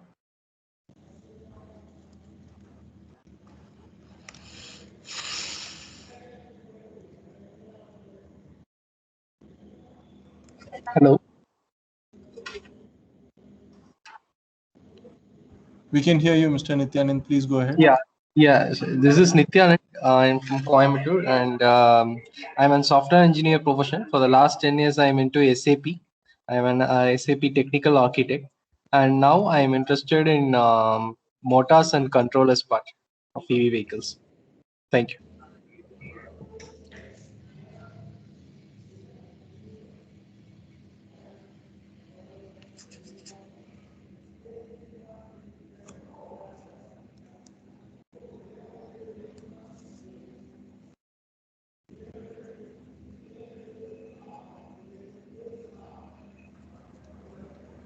Anybody else? Mr. Mugund? Dr. Balkis? Mr. Srijit? Mr. Vikram? Mr. Kannan?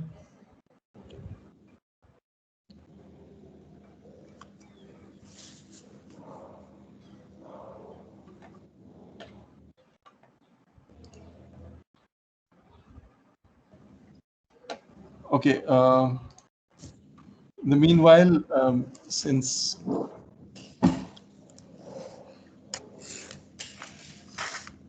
I am not able to hear anybody else introducing themselves, I'll just give a brief background.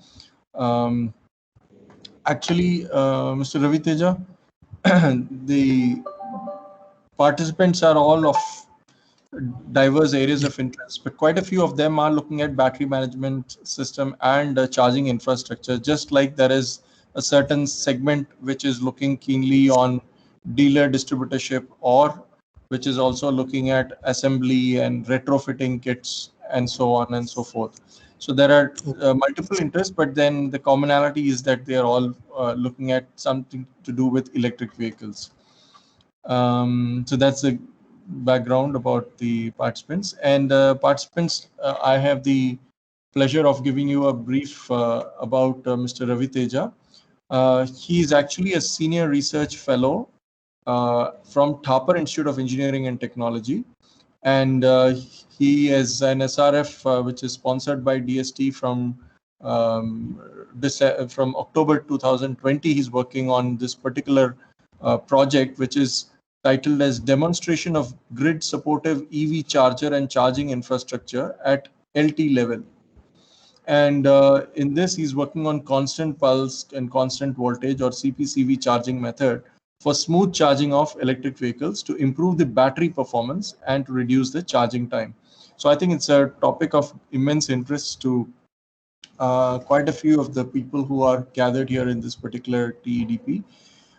Prior to this SRF position, he was a JRF, Junior Research Fellow at Thapar Institute of Engineering and Technology itself from September 2018 to 2020, where again he was working on that CPCV charging method. And before that, he worked for about a year and 4 months at Pratap Reddy T Civil and Electrical Constructions, where he focused on the conversion of the LT line to HT line by erecting poles in agricultural fields. And it also, this particular job included replacing of the mother DT with small 25 kVA DT under Rajiv Gandhi Gramin Vidyutikaran Yojana, RGGVY as it is called. He had completed his MTech here in power electronics in 2018. Prior to that, Mr. Ravi Teja had completed his BTech in EEE from JNTU in Kakinada, and that is how he has come to Amrita in Coimbatore for his MTech, and then gone on to Thapar Institute, Patiala, for doing his PhD, which he's pursuing. So that's a brief about him. He's done quite a few interesting projects.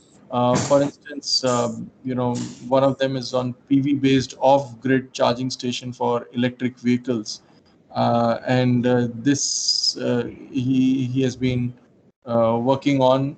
He will tell more about it because here the approach was for developing solar interface charging system for the electric vehicle in the absence of a grid, and that's quite interesting.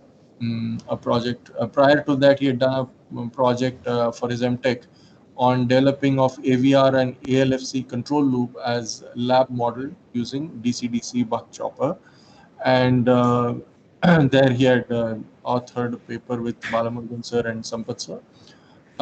Prior to that, he had also done a particular project on fractional order PID controller based improved LFC AVR loop infraction interaction in nonlinear system, and some of the accolades was that the paper got published in IEEE Biennial International Conference on Power and Energy System towards Sustainable Energy.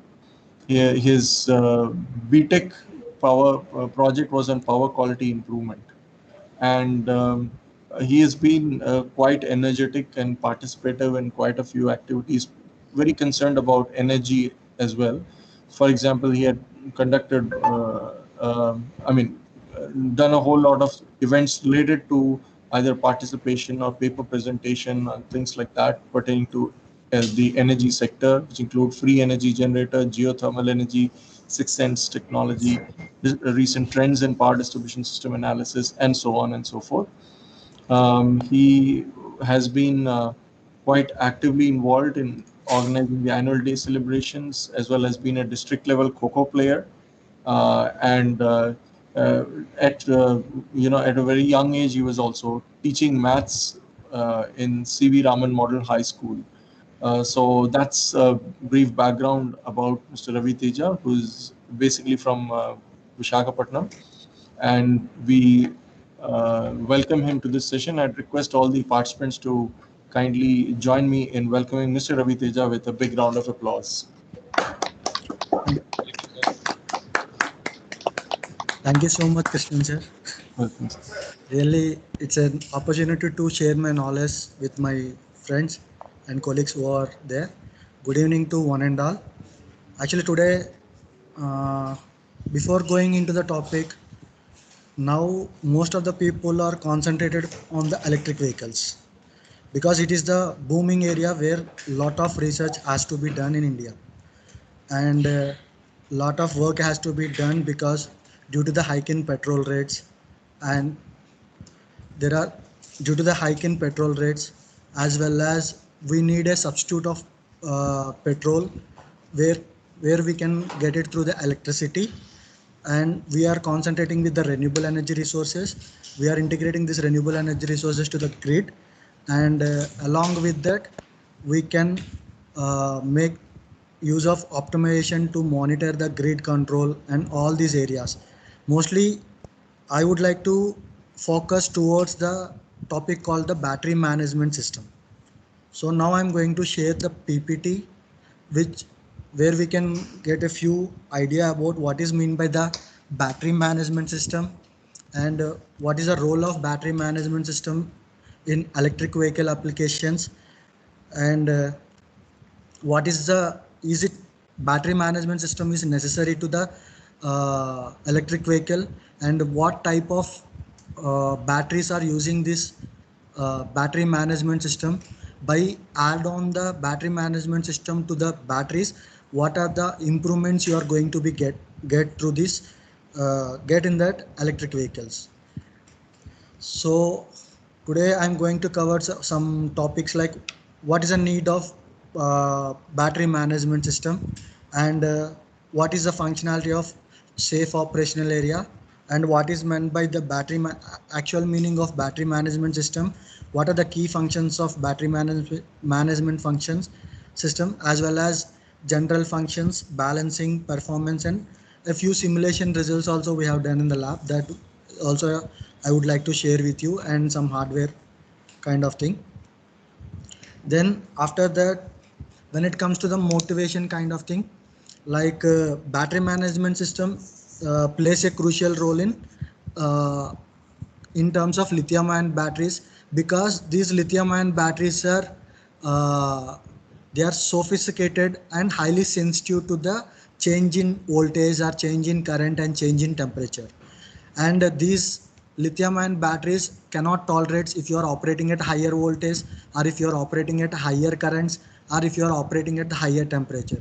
So we should be more careful while operating these lithium ion batteries to avoid that damage, like thermal runaway. And some, I think you people heard about that lithium ion the mobile phones has been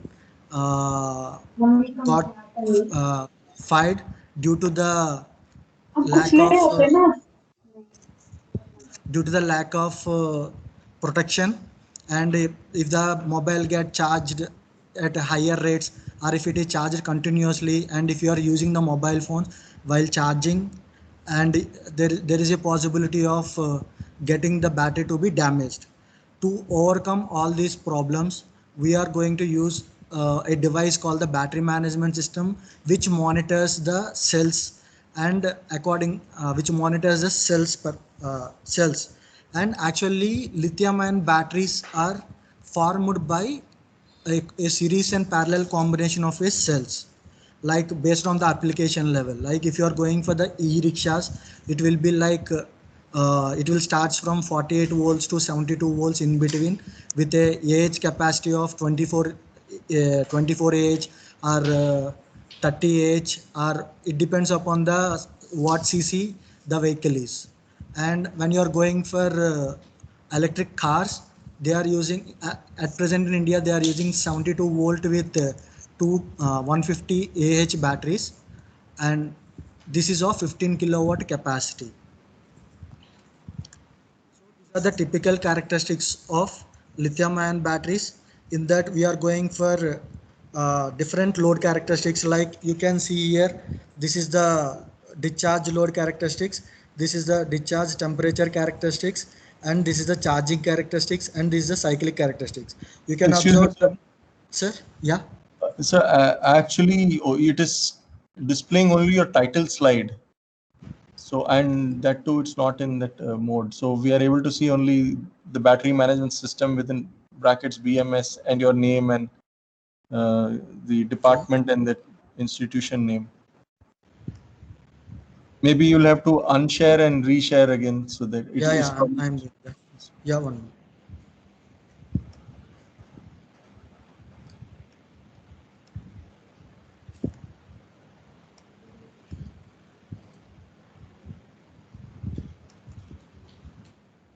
Is it visible now? It's still the first slide only. Have you gone to slideshow mode? Yeah, now it is showing. Yes. Now it is showing. Okay. Now it is Maybe in moving, but it's slideshow not mode in it is not. slideshow mode. Can you please Yeah. make it in Okay, slideshow mode? I will carry on. I will go on there. Now we are going for analysis of lithium ion cells under different C rates. What is mean by the C rate? C rate is nothing but, actually here in this characteristics curve it is mentioned like 1 C rate, 0.5 C rate, 2 C rate, 1.5 C rate, 1.5 C rate, 0.2 C rate, 2 C rate. What is mean by the C rate? C rate is nothing but the charge which is drawing from the supply to charge the battery. It is the current that is drawn from the battery to charge the battery. Suppose if you are saying 1 C rate, that means the battery is charging at full capacity. Like battery is specified with the names of two parameters. One is of voltage, another one is of AH, like 5 AH, 10 AH, or 20 AH, or 240 AH, like that. So if you are charging the suppose for example consider a 5 AH battery. If you are charging the battery with 5 amperes of current, then we call it as 1 C rate. If you are charging the battery at 10 amperes of current, then we can say it as 2 C rate. If you are charging in between, then we can say in between 0.5 C rate, 0.2 C rate. If you are charging at lower C rate, that indicates if you are charging the battery at 0.2 C rate, means 5 is the total full load capacity of the battery into 20% will that is the total current that can be drawn, which is used for charging the battery as well as the discharging the battery. Both C rate as well as the C rate, D rate, both are same, which is nothing but the discharge rate as well as the charge rate. Now in this second graph, when we are discharging the batteries at different C rate, what is the temperature and how the temperature is increasing in the batteries, that we are going to see it in this second graph. And third graph is particularly related to the charging methods. Actually, lithium ion battery has to be charged with particular charging method to improve the performance of the battery, uh, as well as to increase the lifetime of the battery, as well as we can prolong the life cycles like that. So there are various kinds of charging methods like CCCV, which is the constant current constant voltage method. Next, multi stage constant current constant voltage method, MCC method, multi stage constant current method. So different methods are there. The most traditional method which is used in the market is CCCV, constant current and constant voltage. So people used to say, I mean, in industries people says that it is the fastest charging method, but there are few more fastest charging method, which is the pulse charging method. But there are some drawbacks in this pulse charging method where we cannot apply this pulse charging method directly. But if you wanted to go for fast charging, mostly they used to prefer CCCV charging method as well as the pulse charging method. As the cycles goes on increasing, then the battery capacity is degrading. So it is degrading from the 100 percentage to around 80 percentage during the life cycles of 500 cycles. What is mean by the cycle? Cycle means if you are charging the battery at one time and discharging the battery, both the pattern is called as a one cycle they used to give. So the battery warranty may be given in terms of years or life cycles. So whichever first comes, then the battery will be replaced based on their life cycles or years. Next, what is mean by the safe operation area? Safe operation area is nothing but if before going to the safe operation area, so I would like to show some data sheet of a lithium ion cells. This is a lithium ion cell of lithium LCO battery, which is the capacity of 2.6 Ah battery, and this is a nominal capacity and this is the minimal capacity, and it is having the charging voltage of 4.2. 4.2 plus or minus 0.5 is the tolerant value, and 4.2 is the voltage level, and one more voltage parameter they will specify, that is 3.63 volts. This is the second voltage, and third voltage will be a minimum voltage. The minimum voltage is nothing but the discharge cutoff voltage, which is the 2.75. So these are the three voltages which are specified in the batteries. While operating the cells, we have to consider in brain, we have to consider these three voltages. Like we should not charge the battery beyond 4.2, we should not discharge the battery beyond 2.7, and we have to, this nominal voltage is nothing but the average of both maximum voltage as well as the minimum voltage. The average voltage will be the nominal voltage, and after that they are specifying the charging currents. If you wanted to operate your battery in the safe operating area, like if you wanted to get your battery at higher life cycles, you should charge the battery with the rate of 0.5 C rate. You should not charge the battery at 1 C rate. But if you charge that, if you wanted to go for rapid charging, then you can charge your battery at 1 C rate. This is a cell. Then what is the time, how much time it will take to charge? Like if you're charging at 0.5 C rate, it will take 3 hours of time, and if you're charging at 0.6, I mean 1 C rate, it is taking 2.5 hours. So this is the time taken for the battery to charge. This is a standard data sheet which we got it from the cells. So this is a safe operation area. While what is mean by the safe operation area? From the data sheet, we are getting the parameters like voltage, current, temperature, charging, discharging cycles, battery aging, current status of the charge. That means SOC, state of charge. So what is mean by the voltage safe operating area? Means the voltage should not cross the limits of 4.2 to 3.2 for a cell. But when it comes to the battery, you are going to use in series combination. So multiply the voltage, like if you are using the 10, I mean if you are going for 10 cells, then 10 into 4.2, that will be 42 volt. 42 volt is the maximum voltage, and minimum voltage will be 2.7 into 10, that is 27.5 is the minimum voltage, where we can use this. This is the SOA area, safe operational area of lithium ion battery. We cannot go beyond the 42 and we cannot go beyond 27.5 volts.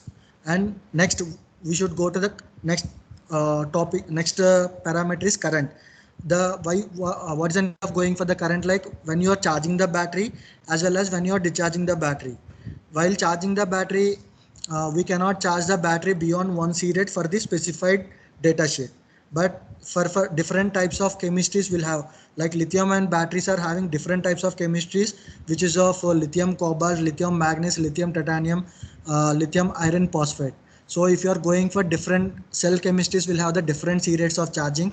So the most high C rate and D rate chargeable battery is lithium titanium battery, where you can use the battery up to 3 C rate to 5 C rate. In between 3 to 5 C rate you can charge the battery, and you can discharge the battery more than 20 C rate. So that is the advantage of lithium titanium battery, but the drawback is the energy storage capability in lithium titanium battery is very low. So that is the reason most of the people are not concentrating on lithium titanium. As per the Indian, they are going for either two cell chemistries, which is of LFP batteries and LNC batteries. These are the two chemistries which are used in India markets. Next, temperature. We should not increase the temperature. Here you can see the storage temperature, operating temperature. You can say charging temperature should be in between 0 to 45 degrees, and discharging temperature should be maintained in between the limits of -20 to 60 degrees centigrade. We should not operate beyond this. If you operate beyond this, then the due to that there is a possibility of getting thermal runaway, and the battery will get collapsed. That is the reason when you are using the mobile phones while charging, you are drawing the battery and you are charging the battery. Both are doing at a time. So because of that, I mean, from the main supply you are trying to draw the power, so the temperature of the cell is going to be increased. That is the reason you will feel more hotter when you are using the mobile phones on charging. So try to avoid that. And next parameter is battery aging. So you should not use the battery beyond the specified limits, like either in terms of age, like 5 years. For the lithium ion battery in Indian market, they are giving 5 years of warranty, as well as it may be for different chemistries. We will be having it these many cycles, like 2000, 3000 cycles to 5000 cycles is the limit. And the state of charge. Lithium ion state of charge is nothing but the amount of charge that's stored inside the battery. Like you should not discharge the lithium ion battery completely to 0, and you cannot charge the lithium ion battery completely to 100%. You have to maintain the limits in between 20% to 90%. So this is the safe area of lithium ion battery operation. Next, I am going to show that over voltage condition. So battery pack is made up of with different types of cells. Suppose you can see that this is a cell 1, cell 2, cell 3, cell 4. All these cells are connected in series, and I am trying to measure the voltage across the individual cell.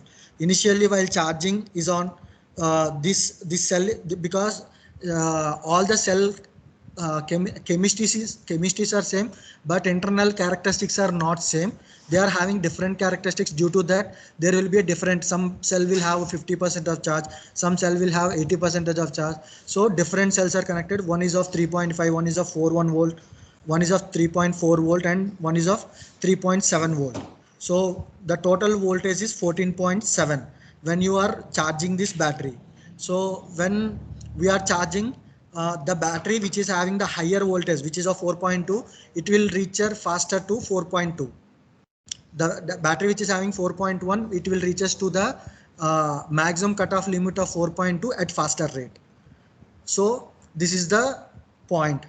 So, and again, if you are charging this battery still on, then the voltage level is goes on increasing. Because of that, this battery will get damaged and it will affect the remaining batteries, because these all are seriously connected. So to avoid this all these problems, so we need a device called the BMS, which is used to monitor the voltage of each cell, and it is try to balance the all the cell voltages either to the certain limit, I mean either to the maximum cutoff limit, or it will try to maintain the remaining cell voltages to the lower limit voltage. So that is discussed in next slides. Next we are going for, this type of configuration is called the over voltage condition, this condition. Next, when you are discharging the battery, you are discharging the battery. Suppose this is having the different voltage ratings and this is also having different voltage rating. When we are discharging the battery, the voltage of cell which is having the lower will reaches to the lower cutoff limit faster rate. So that voltage is around 2.7 volt. In this condition, the according to the safe operation area, we should not operate the lithium ion cells beyond 2.6. So what we have to do, we should require some protection circuit to overcome this condition, under voltage conditions. So this is the major functionality of BMS. What is mean by the BMS? BMS is nothing but the battery management system which is used to protect and prevent the batteries from the damage, and as well as it increases the life cycles of the battery, and it is indirectly a battery doctor. Like it will monitor when battery is not feeling well, it will try to balance all the cells and it will try to maintain all the cells in uniform level and make the battery as a it will try to check the healthy conditions of the battery. Next, what is the key functions of battery management system? This BMS, what are the functions that has to be done by the battery management system? Suppose when you are using a charger, when charger is connected to the electric vehicle, there initially when you are connecting either by using different types of charging guns, either by in terms of GB/T mode, or either you are using the prototype, either you are using CHAdeMO or using the CCS. Initially, it will try to go for protection. So safety and protection device. So this is the area where the battery, initially when you connected the connector, it will try to observe the either we can connect to the vehicle or not, or it will try the anti-locking system inside the battery. So all these parameters are taken care by the BMS control unit, and this is one thing. And next, it will monitor the battery pack and what is the condition of the battery, how it is working, and what is the level of what is the voltage level of the each cell, and what is the temperature of the each cell. Everything will be monitored by the BMS.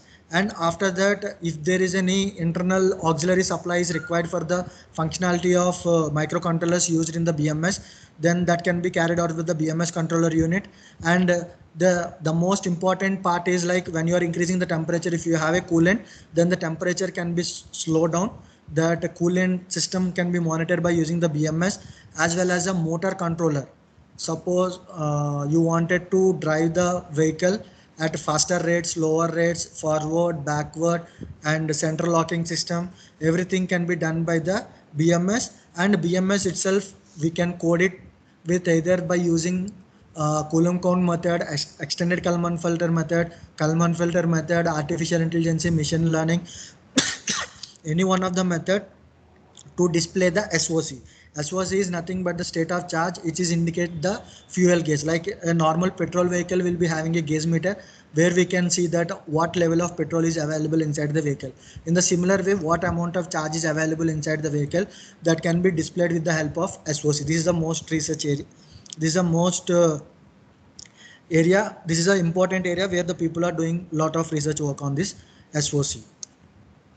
Next, what is the now this is the what are the functionalities that is done by the BMS. Like initially I said this is a power in, and after that there will be a measuring devices which used to measure the cell voltage, temperature, current, and SM diagnostics, pack voltage, temperature, current, pack masters, and diagnosis. And after that it will gather the data of cell voltage, temperature, current, and if there is any fault occurs in the system, that also it will try to detect. And after that it will calculate that SOC, SOH, power limits, balancing, and data verification. And after that it will go to the judgment, like which cell has to be balanced and which cell has not to be balanced. Like all these judgments are carried out by the BM using the different configuration which is discussed in the next slide. And after that that controller, and it provides the, and after this judgment, based on the temperature, like if temperature is more, then the coolant should be on. So it will try to trigger it will through the control, it will try to trigger that coolant circuit, and the coolant system will be on, and it will try to control the charging. Like if the battery current is low, then it will try to trigger the circuit to charge the battery, and internally some CAN communication is used for communication between the different kinds of BMS. Next, after that, we are going to going more deeper into the BMS, like what configurations and what type of topologies are used in the BMS. Like a BMS is of different categories. One is centralized BMS, that means all cells are connected and there is a one BMS which can be monitored through the cells. And next is a modular type, like individual cell will have the individual battery BMS, like individual cell will be balanced by individual BMS. And next one is a master slave BMS. In this configuration, the slaves will be there, which is used to collect the data of current, voltage, temperature, as well as control. So controlling can be done with the help of slave, and the action will be done by the masters. So master is also having functionality of like whatever the data is collected in slave, that will be transferred to the master, and to the master it will be interfaced with any device, like through with the help of mod communication, or with the mod bus, or with the help of CAN communication. They are trying to transfer the data from this slave to master and master to server. So this is the final distributed BMS with control wire, without control wire, and they are using the power line communication for this internal, like it is also a configuration of master and slave. So these are the three are the major BMS configuration, but in market the master and slave configuration is the most advantageous configuration as per the Indian standards. So it will give the better performance when compared to the modular BMS or centralized BMS. Next, we are going for BMS classification. There are two types of BMS. There are two types of BMS which are in the market. They are passive BMS and active BMS. Among them, the passive BMS is the most commercialized BMS due to its advantages. So, what is the difference between the passive BMS as well as the active BMS? So, if you're going to the passive BMS, there will be a one passive element which is kept to the across the cell, and it will try to discharge the charge in the excess. If there is an excess charge stored inside the cell, it will try to discharge that and make it balance to the lower value. Suppose you can observe here, this is a three cells of cell 1, cell 2, cell 3, cell 4, where levels you can see L1, L2, L4, L3. So all are having the different levels of charge. This is the highest level of charge, this is the next and next and next. So when you are going to the passive BMS, it will take the lower one as a reference, and it will try to discharge the remaining cells charge with the help of a resistance, and there will with the help of this resistance. So when it is discharging to the resistance, the temperature of this in this passive BMS is more, but implementation is quite easier and it is quite cheaper when compared to the active BMS cell. But when it comes to the active BMS, the charge will be stored. If you observe here, you can see that it will try to shift the charge from higher stored cell to lower storage cell. Internally, it will try to communicate with one cell to another cell and will try to discharge. So there is no power wastage of power in case of active BMS, but it was quite costlier compared to the BMS. As per the industrial standards, the BMS cost should be 10% of less than 10% of the battery cost. Then only the BMS can be commercialized and we can do the marketing, or else we cannot use that. But when you are going for active balancing, it is very quite difficult to build the BMS which is less than 10% of the total battery cost. So there are different types of BMS. One is passive BMS, active BMS. In that configuration, there are two types. One is of fixed shunt resistance, switching shunt resistance. In this capacitance base, in active there is a three types. One is of converter base, another one is capacitor base, and another one is either inductor base or transformer base. So these are the different types of configuration which are used in between the cell as well as the controller. So for the switching purpose, these are the communication topology, converter topologies, which are configurations which are used in BMS. So I will show you some of these configurations, how it looks like. So this is the balancing resistive balancing controller. You can see that this is the MOSFETs, I mean MOSFETs or IGBTs they are using here, and it is when it get triggered, and this will become a closed circuit. So if there is a excess of charge, it will try to dissipate it through this, through the resistance. So this is the if there is excess charge in cell 2, like that they are trying to balance the cell voltage in this as well as cell charge.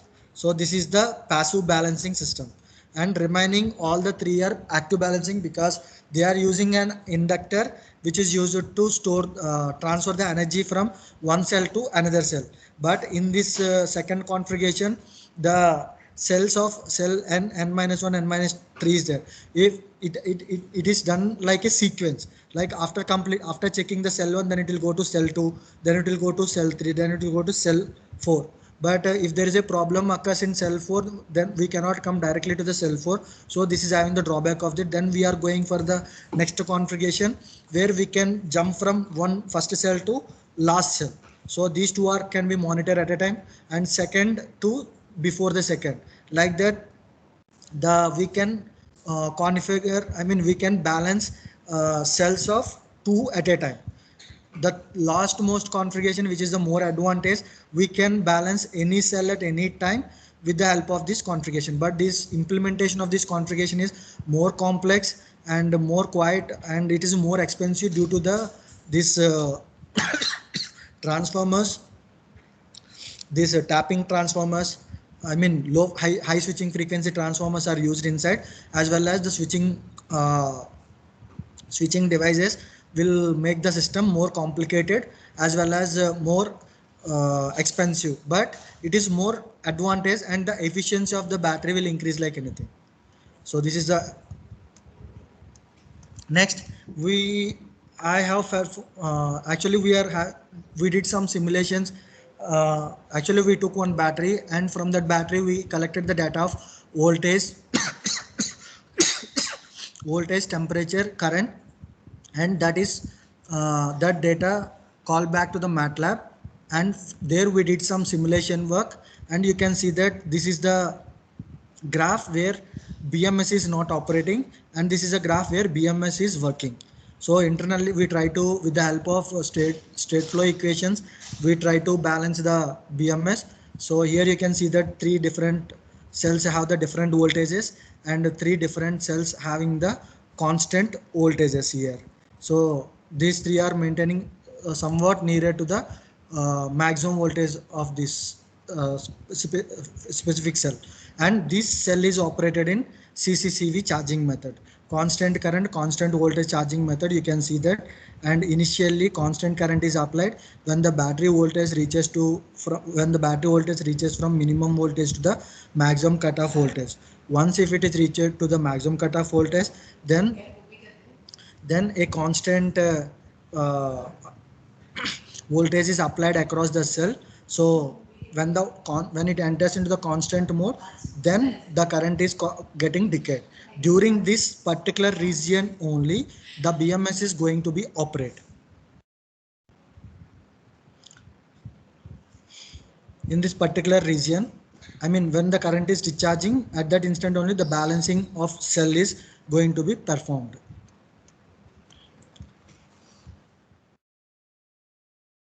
So finally, if you are going into that,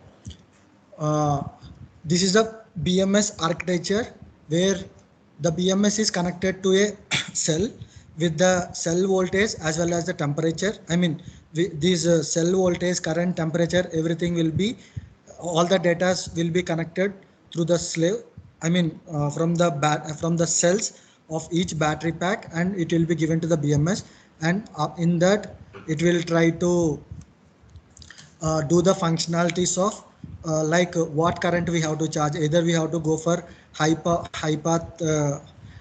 path, means if you want to charge at higher C rate, then BMS will suggest that yes, we can go for higher charging. That can be, then the switch will be triggered, and it will then the lithium ion battery will be charged at higher C rate, and if you are operating at if the battery is not capable to operate at higher C rate, then it will go for the lower C rate charging. So this functionality can be done with the help of this BMS. So BMS plays a crucial role in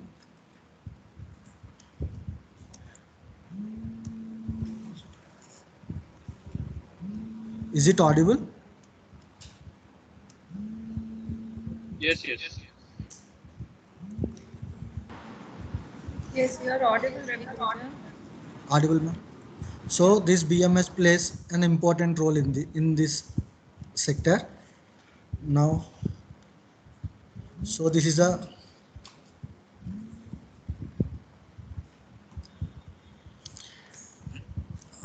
next. Any more doubts? This is all about BMS which we have studied in our lab.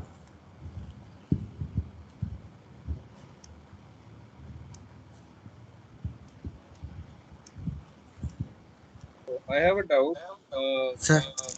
For managing temperature, voltage, Yes, and sir. current for each cell, Yes, sir. each cell has to be connected individually to the battery management system, right? So that Each cell. it will require for a lot of wiring from the cells to the BMS. Is it right? Yes, sir. Yes, sir. Okay, how this is managed? Because if serial and parallel connection are done in a battery, Yes, sir. Sir, suppose if we are using especially 100 cells in a battery, yes, sir. then we need to connect 200 wires to the BMS. Is it right? Yes, sir. Sir, actually, whatever the question you ask, that is exactly correct. Right now, Texas Instrument has implemented a wireless based BMS where we can use the slaves as well as the masters. So instead of using connecting too many wires from communication between the master and the slave, so they are using a wireless communication, internal communication, CAN communication will be implemented to transfer the data from slave to the master. So each BMS can be like in our lab also we are having a lithium ion battery pack.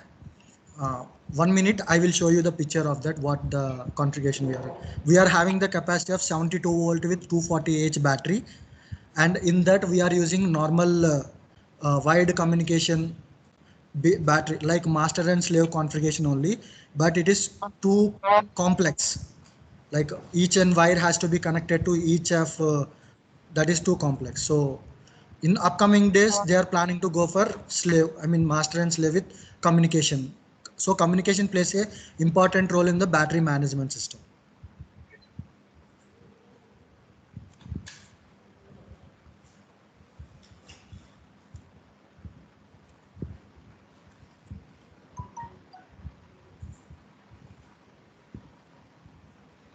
If you want I can show some more. 1 minute sir, I will show some more thing where we have developed in our labs.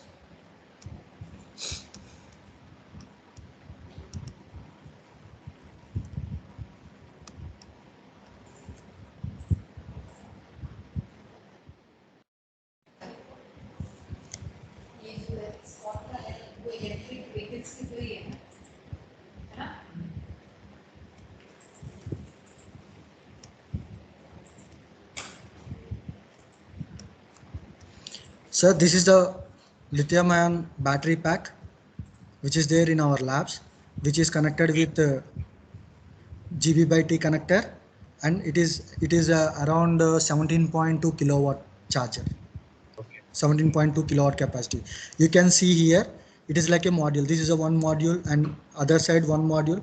Like that they kept a three of one side and three of one side, and each cell capacity is around 6 Ah. Okay. 6 Ah with 3.2 volt. And this model number is 32700. Suppose if we use only prismatic cells, Yeah, then sir. we can use a simple battery management system, right? Instead of going for a complex management system, because the Yes, number of sir. cells are less. Sir, actually, I agree with you. Actually, in lithium ion batteries, we are having different kinds. One is of cylindrical, one is of prismatic, one is of pouch type. So when you are going for the cylindrical, Tesla is using only cylindrical batteries. That is the reason they are having the high efficiency, because small packs will give the more efficiency when you are going for higher capacity, and the lifetime of the battery is more in case of cylindrical batteries when compared to the prismatic as well as a pouch cells. But when you are going for high power application, like the maximum capacity of the cell will be of 60 Ah, it is not more than that. But when you are going for the pouch cells or prismatic cell, the maximum capacity can be 100 Ah or 240 Ah of each cell. Okay. So the count of the cells will be reduced, and the BMS complexity will be reduced in case of when you are going for prismatic or cylindrical cell, prismatic or pouch cells. Okay. So most of the mobiles they are using pouch cells. Yeah. Thank you. That is a more advantage. Thank And even I am working in the area of charging systems, sir. Even cell chemistry also matters. Like different cell chemistries will have the different performance level. I will show you one more thing.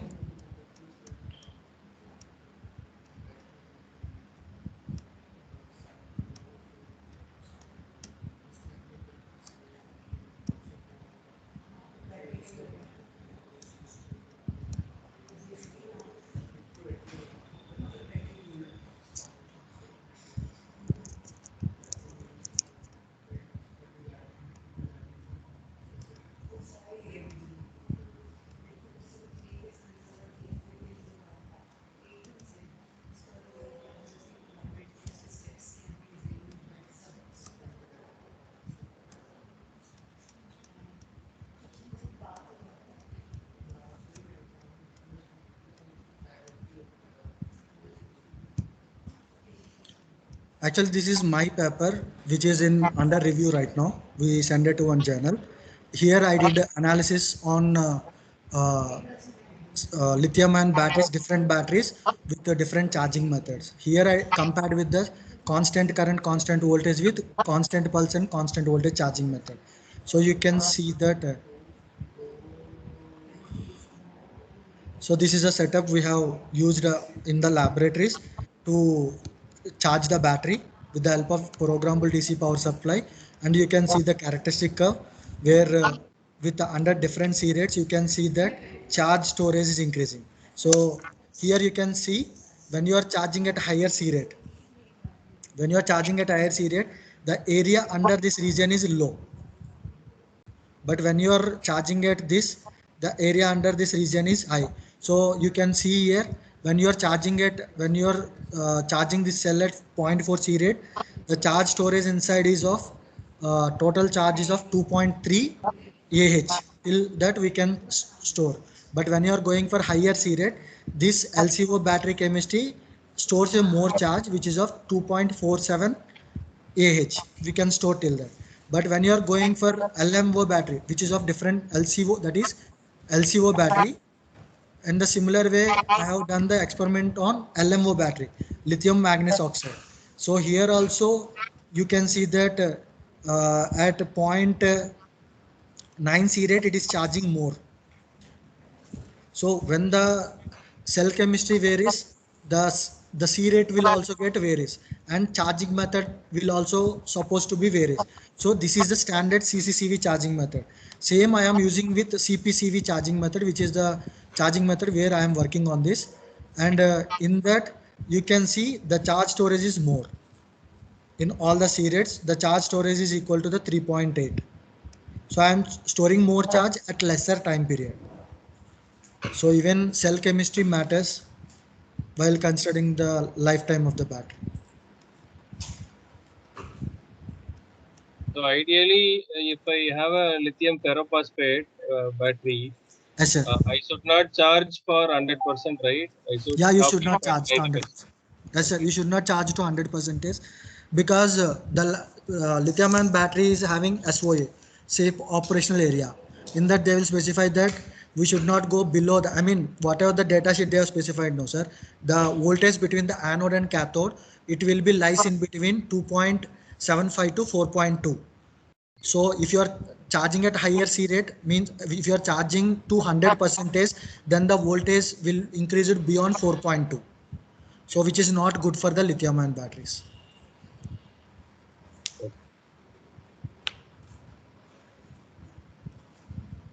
Thank you. Thank you. Good evening, sir. Good evening, ma'am. I have. It was a very wonderful session, sir. Thank you so much. Thank you, ma'am. I have one question for you. Can you tell me what are all the what are all the problems or the challenges faced in active cell balancing, sir? I guess even now still the research is going on. Lot of research is going on, ma'am. There is no commercialized active balanced BMS in the market. Only passive balanced BMS is there. Actually, when you are going to the passive BMS balancing, no ma'am, in that balancing circuit we required only over two components. One is of resistance and one is of switching. Yes. Okay, no ma'am, which is of cheaper cost because resistance cost is very low. Yes, but when you are going for active balancing, we required an inductor, either we required the capacitor, either we required some converter topology where the number of switches are going to be increased and the complexity of controlling the switches will be more. Okay. And the cost, actually when you are going for commercialization, no ma'am, so people think about the cost aspect. That is a major important aspect. Right, so correct, sir. When you are implementing the passive balancing system, the cost will be very low, which is less than the 10% of the total battery capacity. I mean total battery cost. But when you are going to the active BMS, no ma'am, the cost will increase like anything, ma'am. So it will be around 20% to 30%, ma'am. So again the lithium ion battery cost is going to be increased because of only BMS. So the main challenge here is the cost and the complexity of calculation and balancing. That is what complexity of converter. Complexity of operation. More complexity is their operation. So that is these two are the major challenges now. Yeah, yes, ma'am. These two are the major challenges faced in the market. I think in hackathon and somewhere even Maruti people also giving the idea, ma'am. Like they are giving the questions. You can, if the people are interested, they can develop the active BMS at a lower cost and they can win the competitions like one. And they are giving a challenge like to the researchers, do work on the BMS of active at lower cost as minimum and with little complexity. Okay. Right, sir. Thank you so much. Thank you.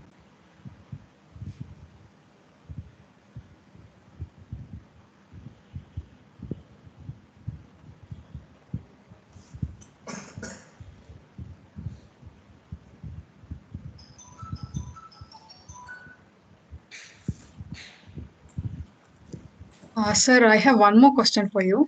Yeah, ma'am. Sir, and now we have the battery management system, which is nothing but an embedded system again, which does all the calculations, within the chip. Right, sir. Now the present situation is like that. And you were also telling about the upcoming technology like wireless BMS and all for the calculations and also to reduce the complexity within the system.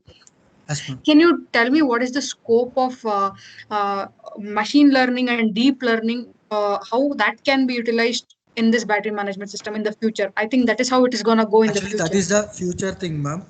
Okay. In future, they may be planning to implement machine learning as well as, but actually what happened now, ma'am? They are using wireless to transfer the data from slave to master. Right. Like slave is having the data of cells. Each cells. So 3 parameters of voltage, current, temperature. Because whatever the decision that has to be taken by the BMS, that by considering these 3 parameters only, the BMS has to take the decision. Either to charge the battery or to discharge the battery or to disconnect from the main supply or to connect to the main supply. But hello? Yes, sir. I'm hearing. So when by taking all this data, internally they are doing some calculation part for the estimation of SOC as well as SOH, state of health, state of charge, state of charge and state of health. These are the two parameters which are calculated by this BMS, and it will indicates on the panel board.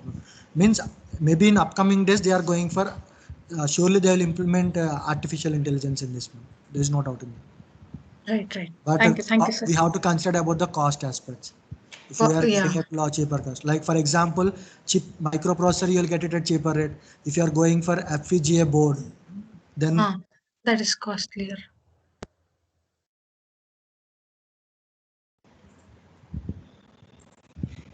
that is on. Okay, thank you, sir. Thank you.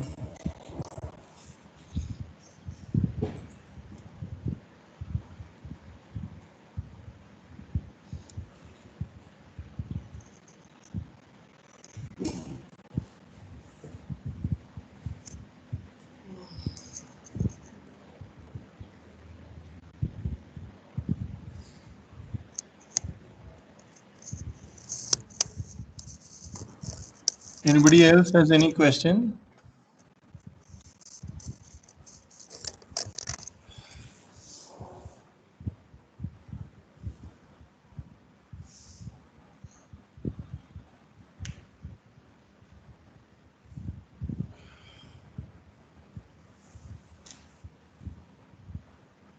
Okay, so, ma'am, would you like to ask anything, ma'am? Vijay Chandrakala, ma'am? Sir, it was an excellent presentation because technically speaking, right, most of the battery management system, they will not touch in depth. Like how does the discharge rate and how it is going to affect with the C rating of the battery. So that's what Raviteja has clearly mentioned, like how far we have to keenly look inside the each and every aspect. I think Bhavana could also have been understood, right? The key factors behind considering the battery management system. Yeah. Yes, ma'am. Yes, I did. Yeah, because he is the one who is actually undertaking a research in Thapar University under that particular background. So well versed with what technologies they are formulating. That aspect Raviteja has put forward. That's what even I felt a very good presentation he made it. Thank you so much. Yes, Raviteja. Thank you for that. Thank you so much. Surely, ma'am. Thanks a lot, Mr. Ravi Teja. It was wonderful, as ma'am has commented very rightly. And thanks for taking time to clarify the doubts and questions also. Excuse me, sir. Yeah. Ravi sir, if you don't mind, can I get your email ID so that even I am interested in the same topic? So if I have any questions, can I contact you? Sure, ma'am. Raviteja 247.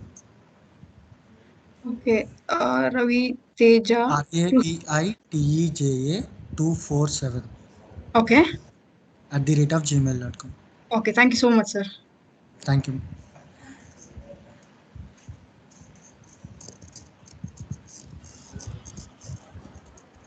And in case you're comfortable in sharing, we request you to share the slides also with Sure, sir.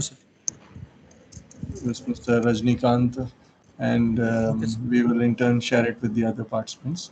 Thank you so much for taking time. I request the participants to give a huge round of applause to Mr. Ravi Teja. Thank you, sir. Thank you. Thanks.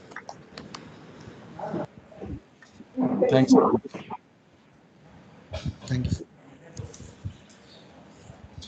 So participant, I'll just post the quiz and feedback link, and you may kindly join us again at 2 p.m. tomorrow afternoon. Thank you, Raviteja. Thank you. Thank you, sir. Okay, ma'am. Thank you, sir. Thank you. Thanks to everyone, and have a wonderful evening. Thank you, sir. Have a nice evening. Thank you, sir. You're welcome. Thank you, sir.